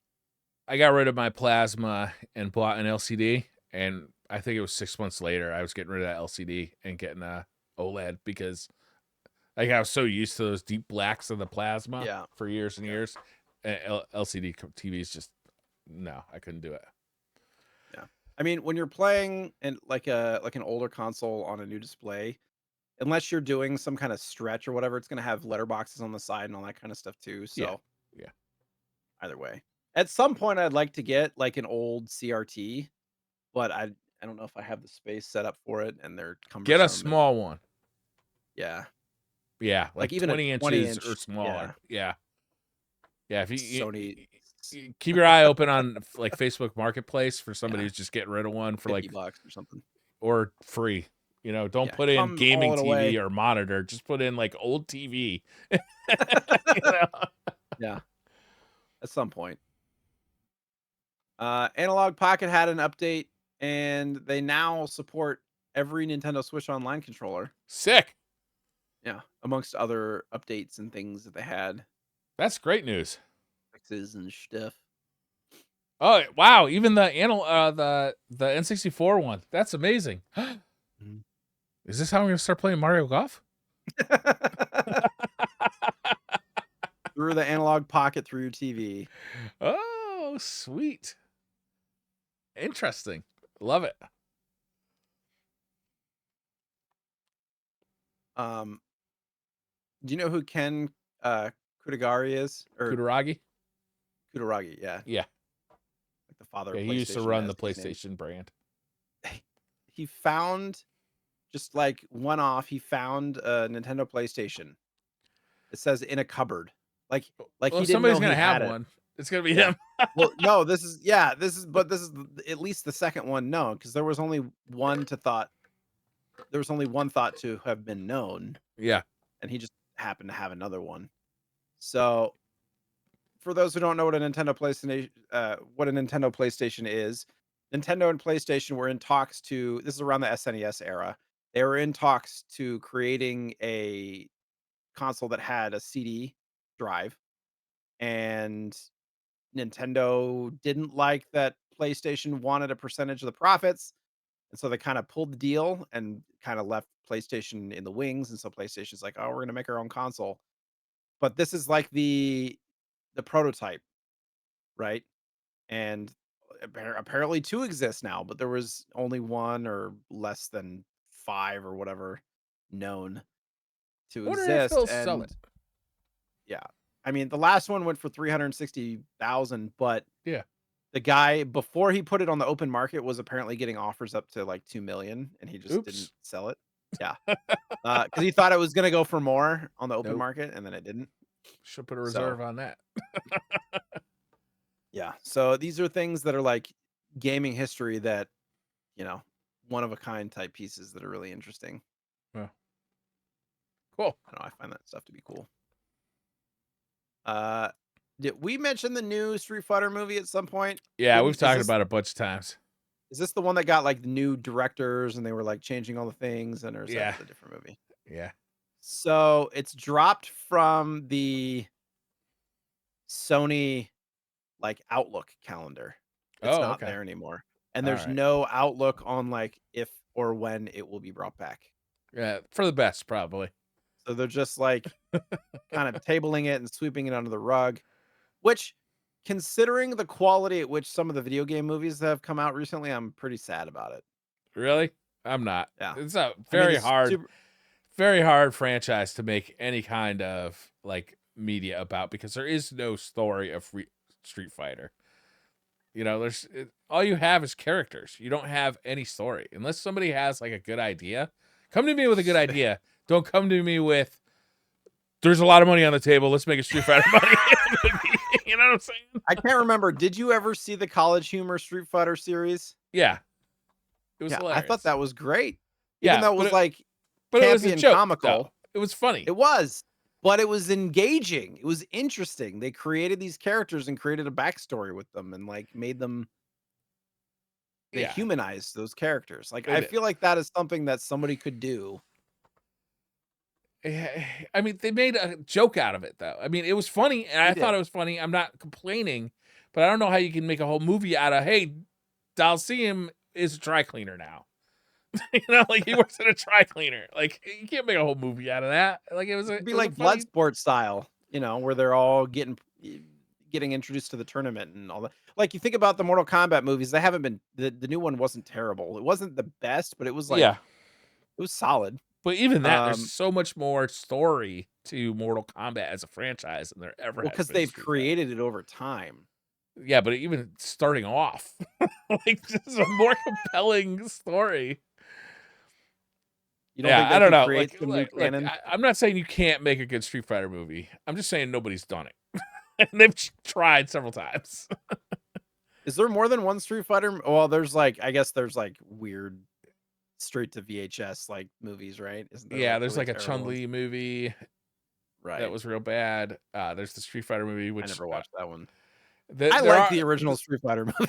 the anime was pretty good, but pretty good, not great. Like it was pretty good.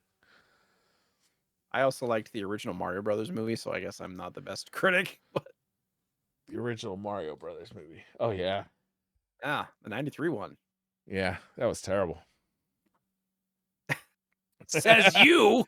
Yeah, 67%, Briar. 67. So this is the Gradius collection. The next story is, I believe, the one that you were referring to. Is this a limited run game? It's called Yeah, I believe this Gradius is Origins. physical copy limited run. Gradius Origins was announced during Nintendo's Direct, the last one that they had a few days ago. And they're going to have a bunch of Gradius stuff and a new Salamander game, like a brand new one. Yeah. So it's Do you going know to have who's Gradius. developing this? It says Konami, but I don't know who is like behind the conversion because that makes a difference, right? Yeah, is it Digital Eclipse? Is Or it M2 or who's doing this? I haven't seen that yet. So yeah, the list of games is Gradius. It's like all the different versions, like all of them. Yeah. Like the Nemesis version, Bubble version, Japanese ROM version, prototype version, Salamander, a bunch of that, Life Force, Gradius 2, Gradius 3, Salamander 2, and Salamander 3, which is a brand new game. Yeah. So I'll definitely be no release. picking this up. At this point, I'll probably buy it digitally. Or I'll buy it from Yeah. Japan, like from Play Asia. It says August 7th, so we got a while. But I just thought I didn't put a lot of like, because there's so many old new games that come out where it's like inspired by this IP. There's a new game coming out on da da da da da. It's like Well, like so the many of those. Shinobi and Ninja Gaiden 2D games that are coming out this No, summer. no, no, no. Those are like first party, or like, you know, ones that are really supported by Nintendo and all that kind of stuff. I'm talking about like games that are kind of less known IPs that are remade or whatever, that not have really been on my radar. Like Stubbs the If that makes Zombie. sense. No, more obscure than that. I'm actually really looking forward to that Ninja Gaiden game and that Shinobi game. Like both of those are Same. right up my alley. I can't believe they're both coming out at basically the exact same time. I think one is coming out in like July and the other's coming out in August. Like, how obscure is it that these two like 80s era like ninja games are getting remakes in at the same Right? exact time? And then there's the was it Final Fight? What's the movie that's coming out? They're making a Final Fight movie? No, it's not. Oh, Streets of Rage. Streets of Rage. Streets of Rage. Streets of Yeah. Rage. This is similar. I was on the right page. Yeah, totally. Beat him up. Bleem. We mentioned Bleem was like being resurrected to some capacity, and we just didn't know what they were gonna do with it. Yeah. There's now a Kickstarter as of like today. There's a Kickstarter that's looking to get 80 grand to make, and I quote, the ultimate retro platform. Yeah, this is like an emulation platform that looks like it's going to run on PC, probably, right? Video on demand section, over 100 hours of animated and live action series, on demand gaming services that does not rely on cloud 100 streaming. hours. That's like a long weekend on Netflix. That's not much. 80 grand, Briar. There will be physical toys and merchandise and a digital library to browse. Okay. We'll see. I don't know how they get anybody to pay for this when you could just You do it yourself for They want free. you to pay for this, Briar. I don't know how you get anybody to pay for this. You. Only you. I will say though, like the little trailer they put together is not terrible, I guess. I don't know. Over 150 titles across generations. We'll see. I don't know. I thought it was interesting because we had mentioned it before. If you hear yelling children, and I apologize. My family's home now. I don't hear it. Talk to me about Dreamcast games. So I thought it was kind of cool that after 23 years of Sega pulling the plug on like Dreamcast online games, at least I don't know if it was in all countries, but the PAL Dreamcast games are now live again. The like the online services ones, Unbelievable. thanks to some like was it modders who made this homebrew community. They've been bringing back the games via SegaNet. So cool. Love that. Very cool. Sorry, my dog's chewing on things now.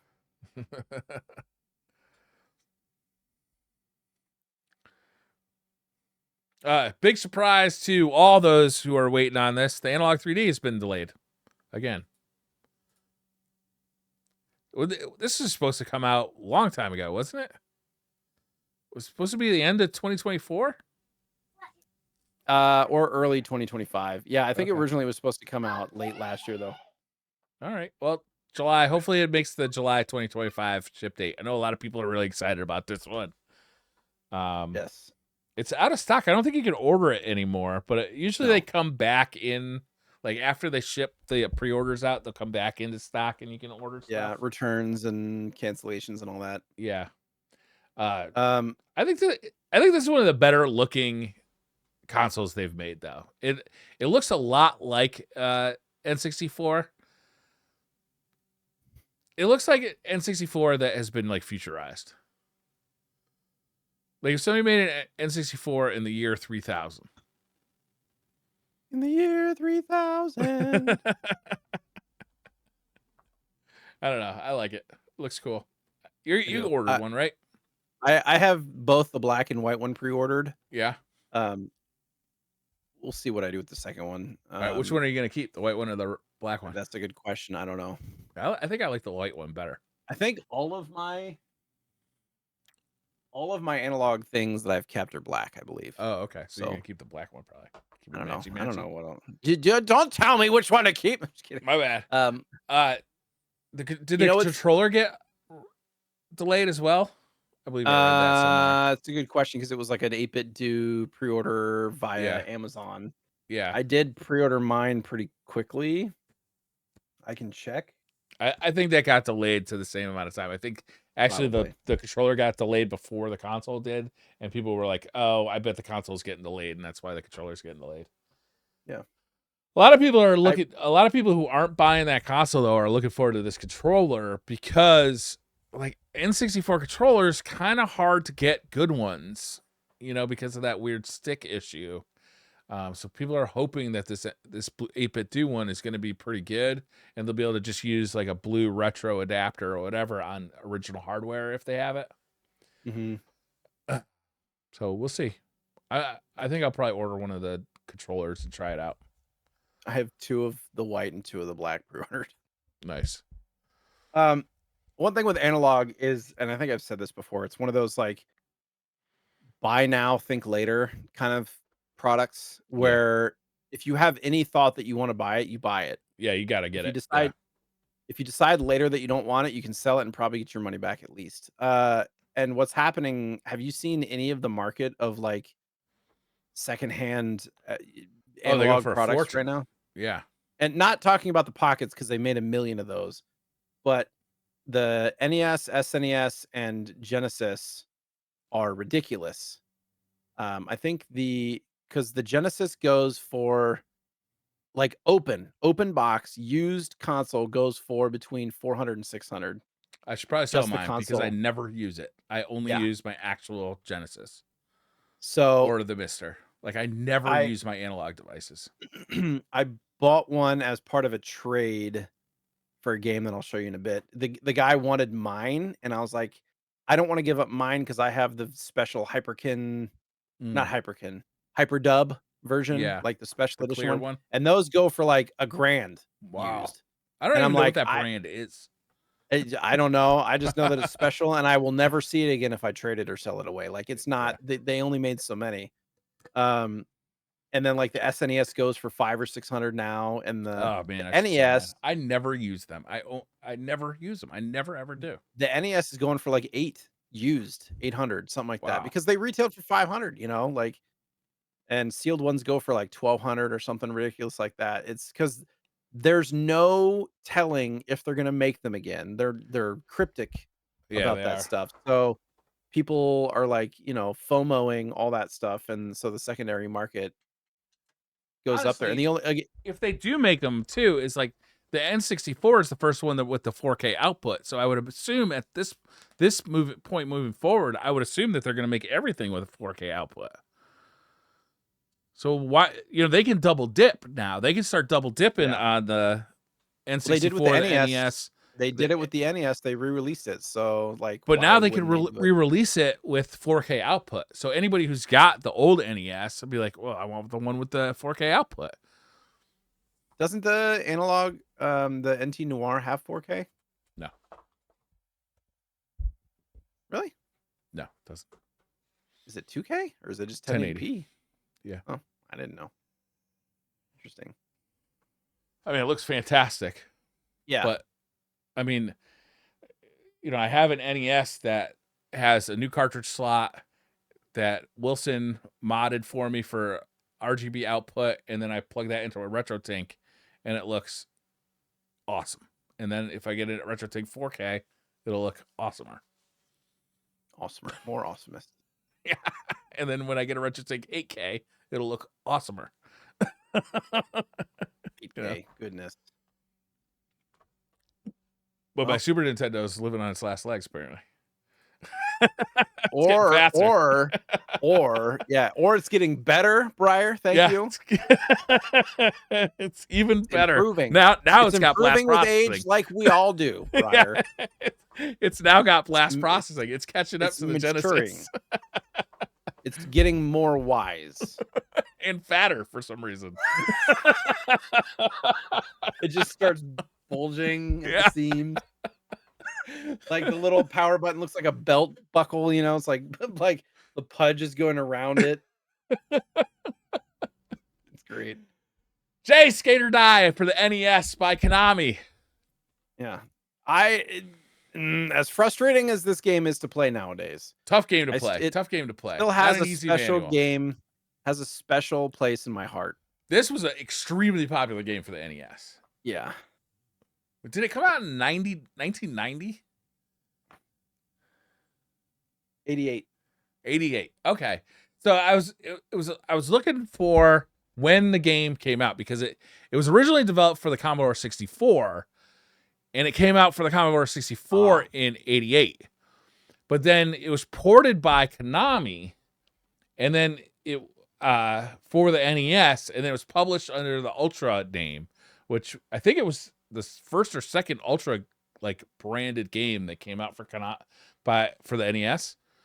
It was actually developed for the Commodore 64 by Epix, and it was part of their games series, meaning California games, winter games, summer games, etc. Like they had a bunch of those, like kind of branded games. And it's kind of a funny story because Epix was actually contracted to develop the Atari Lynx, and Atari, in classic Atari fashion back in the day, screwed Epix out of like the entire deal. Like they made like deadlines that were impossible to hit, and so that Epix then wouldn't get paid for hitting the deadline.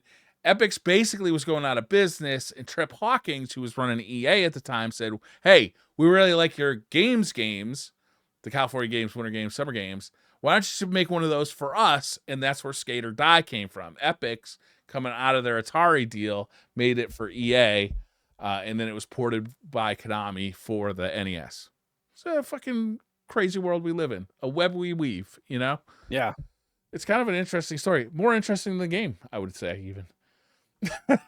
No, don't go that far. The game sold over 100,000 copies between its release date and the end of the NES era, which is a lot of copies. That doesn't seem like that many. Not these days, but back then, it seems like a lot of copies. Was it? I don't know. Seems like. I mean, it's still Mario. It's not going to sell like 3 million, but yeah, I was going to say the Mario game sold millions. If it did come out in 88, and it's hard to tell when it came out because I've heard like some places say 88, some people say 1990. Box says 88. Okay.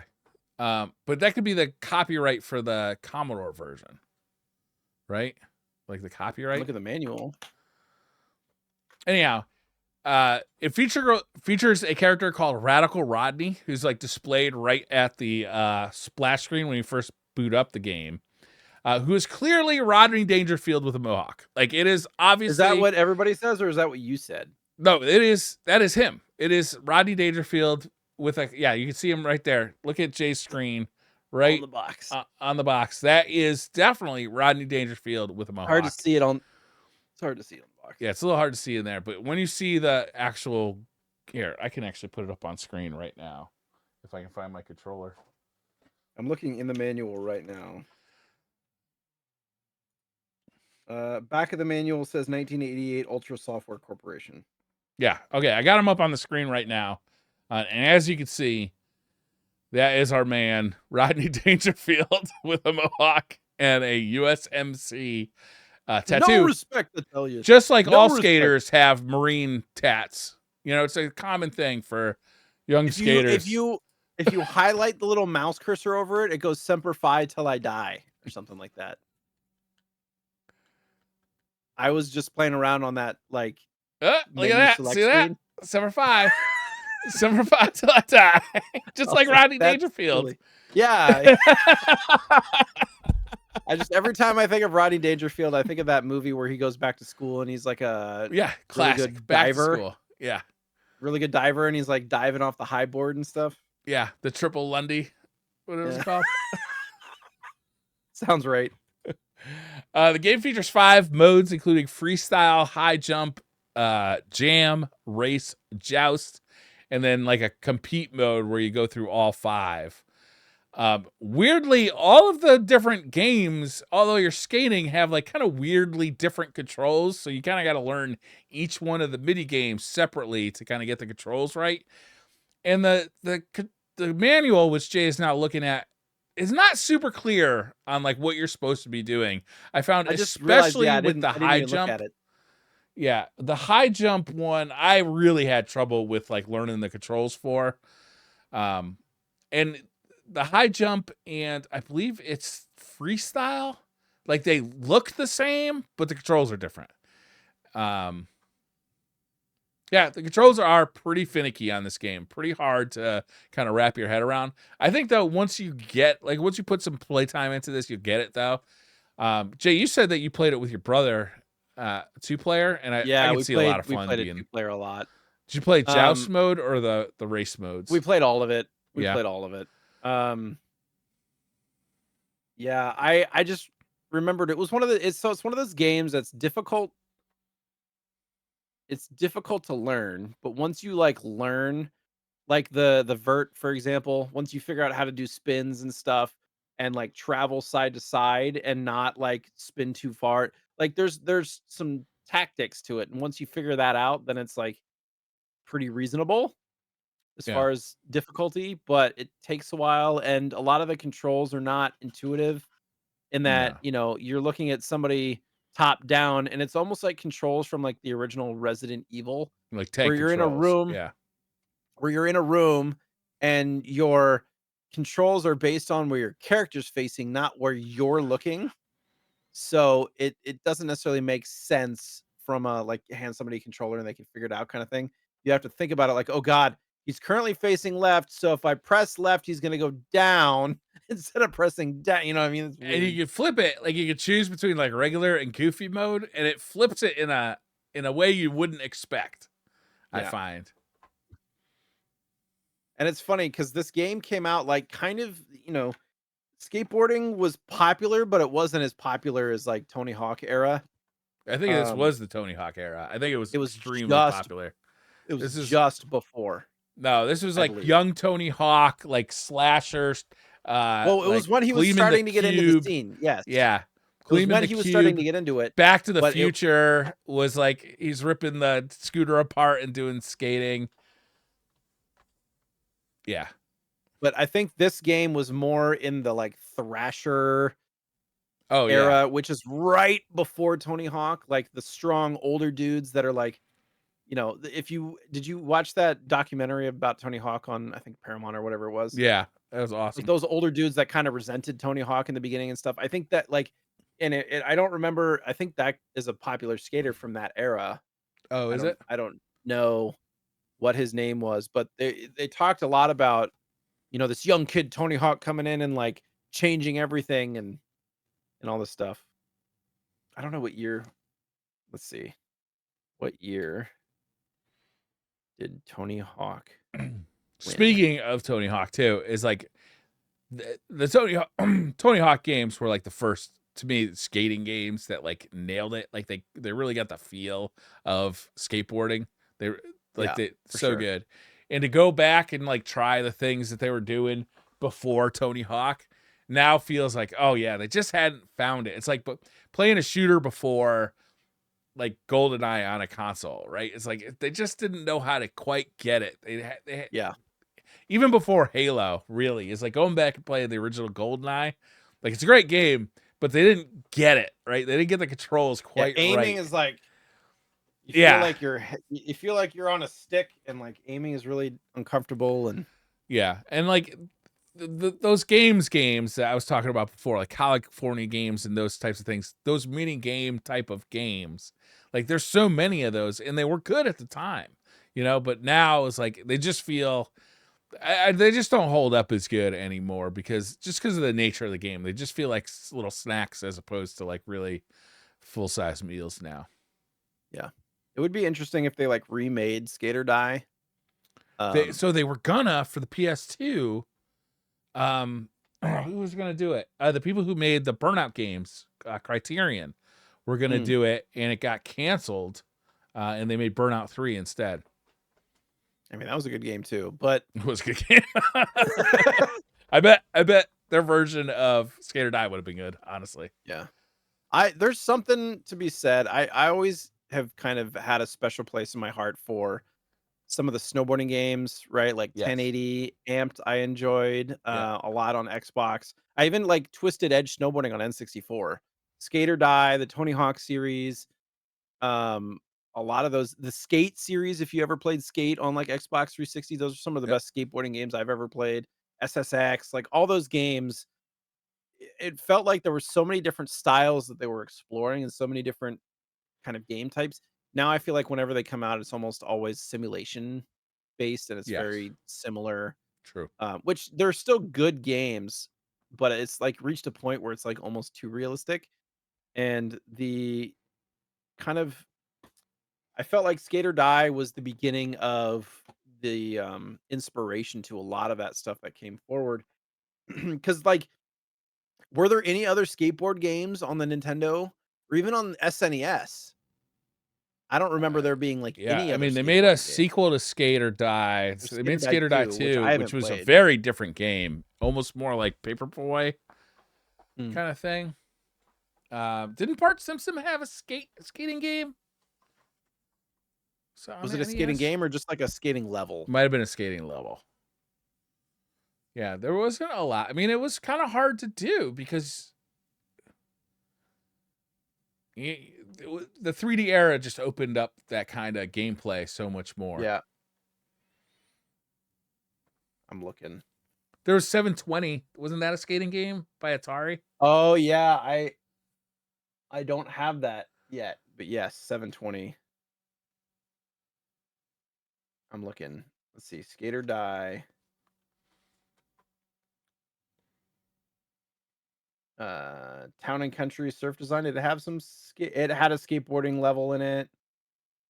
But there really Did wasn't. California games have a skating level or just surfing? Yeah, it had a skateboarding level. It was like left to right side scroller. Hmm. It was more like avoiding obstacles. God, I played a wonderful skating game a couple years ago on the Switch. What was that? Actually, there's a everskate.com from I don't know what year this thing was created. It says skateboarding games, a history of skateboarding video games.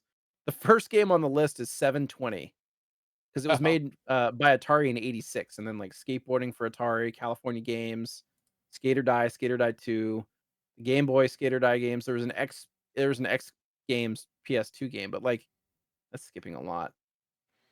It's called Tony Ollie Hawk. Ollie World. I played that on the Switch a few years ago. Man, what a fantastic game. Anyhow, There was a Bart Simpson skateboarding game for PS2. PS2. Yeah. I don't know. Interesting. Okay. I had a love for this game. It wasn't a great game, but it was one of the 5 games that we owned. This and like This was one of those TMNT games, right? 1 and Everybody, if you didn't own it, Punch Out. one of your buddies owned it. This is Yeah. just one of those games. Jay, what are we doing in for the August game of the You're choosing, first of all. Oh, that's right. Secondly, I am. Secondly, 2 weeks from now we will not be having a podcast because I will be in Memphis. So, Okay, so we're at least a month away. I'm keeping with the sports theme. Obviously, very serious sport. Going with dodgeball. Oh, Super Dodgeball. Yeah, this game is legitimate good time. I've actually played this recently. I've also played the Neo Geo version, which is basically the same game, except it does this like weird zoom in, zoom out thing that kind of makes it hard to play a little bit. So I think the NES version is actually the way to go. This is a super fun game. And the one thing that throws me off about this game is when Yeah. you're playing it and you like get hit or hit somebody else, then it like your character flashes, right? That's what Yeah. happens on this one. yeah. And so it's hard to tell where your guy is. Yeah. He like disappears. I remember that. We're like, where'd he go? Yeah, this is a fun. It's like it sets up in like a tournament. You choose like which country you want to be, and the different countries have like players with different Oh yeah, stats. different stats. Yeah, I Yeah, remember it now. so I think Been a while. that'll be fun. I really like this game. This is like a legitimately good like low stress, just hanging out. Also a good 2-player game. I'm I on don't board. know. I was playing Skate or Die. I'm thinking another sports game would be fun. And what's more sports than dodgeball, right? I gotta go back. I wonder if I could probably watch Heavyweights with my son now. Heavyweights. Did they play that in that? Is that the one with Ben Stiller? That's the one with Ben Stiller, right? Where he's the camp counselor. Don't know. I don't think I know that movie. Or I'm thinking of the dodgeball movie with Ben Stiller The as well. dodgeball movie is a fucking American classic. I That was just movie thinking is of Ben Stiller hilarious. as that character in both movies. He's kind of that evil, like Is the evil gym owner and yeah. yeah, I mean that dodgeball is a funny movie. I don't know if that humor holds up. Honestly, I haven't seen it in a long time. That movie's pretty old now, but man, I remember it being awfully funny. Yeah, Heavyweights. The reason Heavyweights came up is because I saw like a Ben Stiller interview recently about his character in that. He's like an evil camp counselor in Heavyweights. Is he? Do you remember? Yeah, I don't he's think I like saw going that through movie. their. Oh my god, it's like it's peak Ben Stiller, to be honest. Yeah, he From directed a lot of Severance. Severance. Yeah, he's like the main director of that, Yeah. or like creator or writer or something. He's like one of the main people. We're at 2 hours and 6 minutes, and we still got to do pickups. Can you do that? I'll be quick. All right, let's do some pickups. And I got to get to dinner, man. I can smell that thing cooking, and it smells So delicious. we'll go quick. So I don't have a ton of GameCube or Wii games, but some of the stuff that I got recently to add to the collection from lots that I've gotten. We got Mario Kart Double Dash and Smash Bros. Melee, the double disc edition. So I got a bin full of stuff here. So we'll just go quick. The Tetris Tengen version, which is the more rare version, I now have complete in box. I had the cart Oh, before, but nice. now I have it CIB. That's the version I to- played growing up because that's what my buddy had. Oh, really? Yeah. I never played it as a kid. You remember the Bible Adventures game? Yeah. Yeah. I mean, so now I don't have that remember it from complete in back box. then, but I've seen it. I remember playing it at a friend's house as a kid, actually. Wow. Yeah. Your friend must have had strict parents. Feel bad for him. They were, yeah, they went to church. So Wizard of Oz for the SNES. Did you know that there was a Wizard of Oz game? I knew that. Yeah. And the Tick. You remember the Tick? Uh-huh. I actually want to play that. I might put that as one of the games of the week. So, I'll wait. So I got Bomberman 2, which is one of the more uncommon rare games for the for the NES. Excuse me. Man, I didn't even know. That's the first surprise you pulled out of that box. I didn't know there was a Bomberman game on the NES. I wonder how good it is. Where there's two. There's Bomberman 1 and Bomberman 2. Wow. The first Bomberman exposure I had was on the Super Nintendo, and it was a hit among my friends. Nice.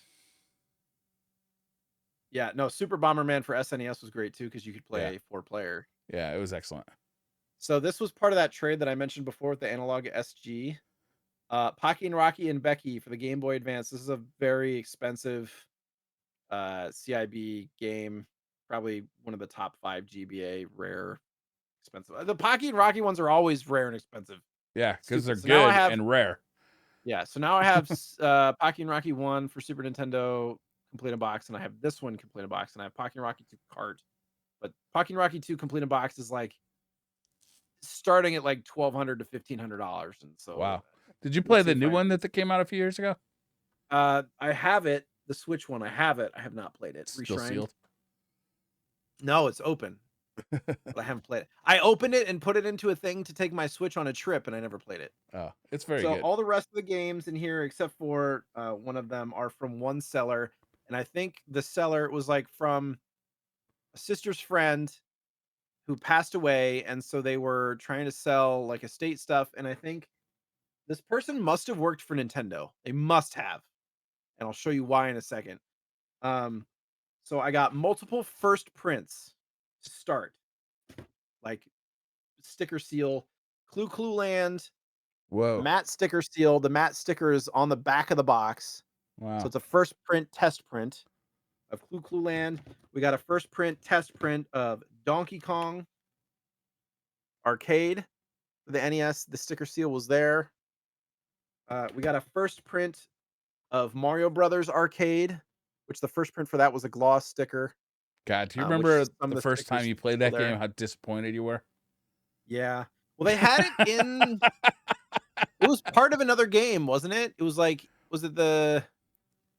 There was another game that had this as like the intro to it or something. You could choose to I play don't remember. this one or the other version. I don't remember which one it was, but I remember playing it. And I was like, this takes 5 minutes. So I was like, all right, I'm done. Yeah, this is terrible. I hate it.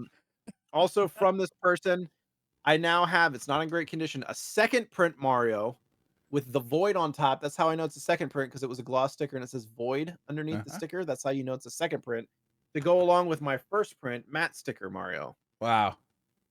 So now I have both. And okay, so a first print Zelda, and the reason you know it's a first print Zelda, it says TM here, and the manual inside says cassette instead of game pack. No That's kidding. how you know. Wow. Like on page 11, it says the Zelda cassette. So it's not in great shape. It's really beat up, but it's really hard to find a first print Zelda. And the reason that I think that this person worked for Nintendo, beyond all the first print stuff, we got Dr. Mario and Adventures of Link. Both are Sealed? promotional offer, Promotional. not for resale.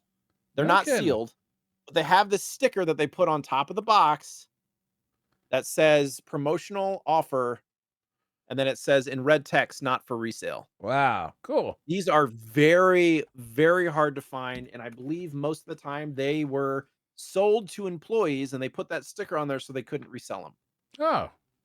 So there's a bunch of games like Final Fantasy 1 has one of these sticker versions and all that kind of stuff. Again, not minty condition, but like, and I don't collect not for resale, but the price I paid like 50-ish% of market for a normal used copy for all this stuff. Oh, wow. So, and they set the price and I just agreed to it. Nice.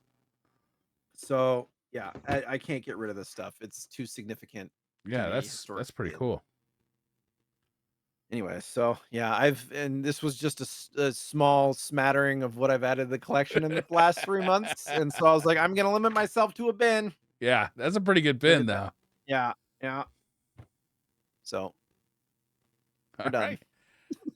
All right. Well, we made up for not doing a show in a while with a nice long one. Honestly, thanks to you. You did a really good job on the news this week. Yeah, we got dodgeball coming up. We'll do that. We won't be back in March, I think, or in May. I don't know. We'll be back in a month. Maybe. 4 weeks. Yeah. 4 weeks. At least. Thank you all for joining us. We'll be back soon. Love you. Bye.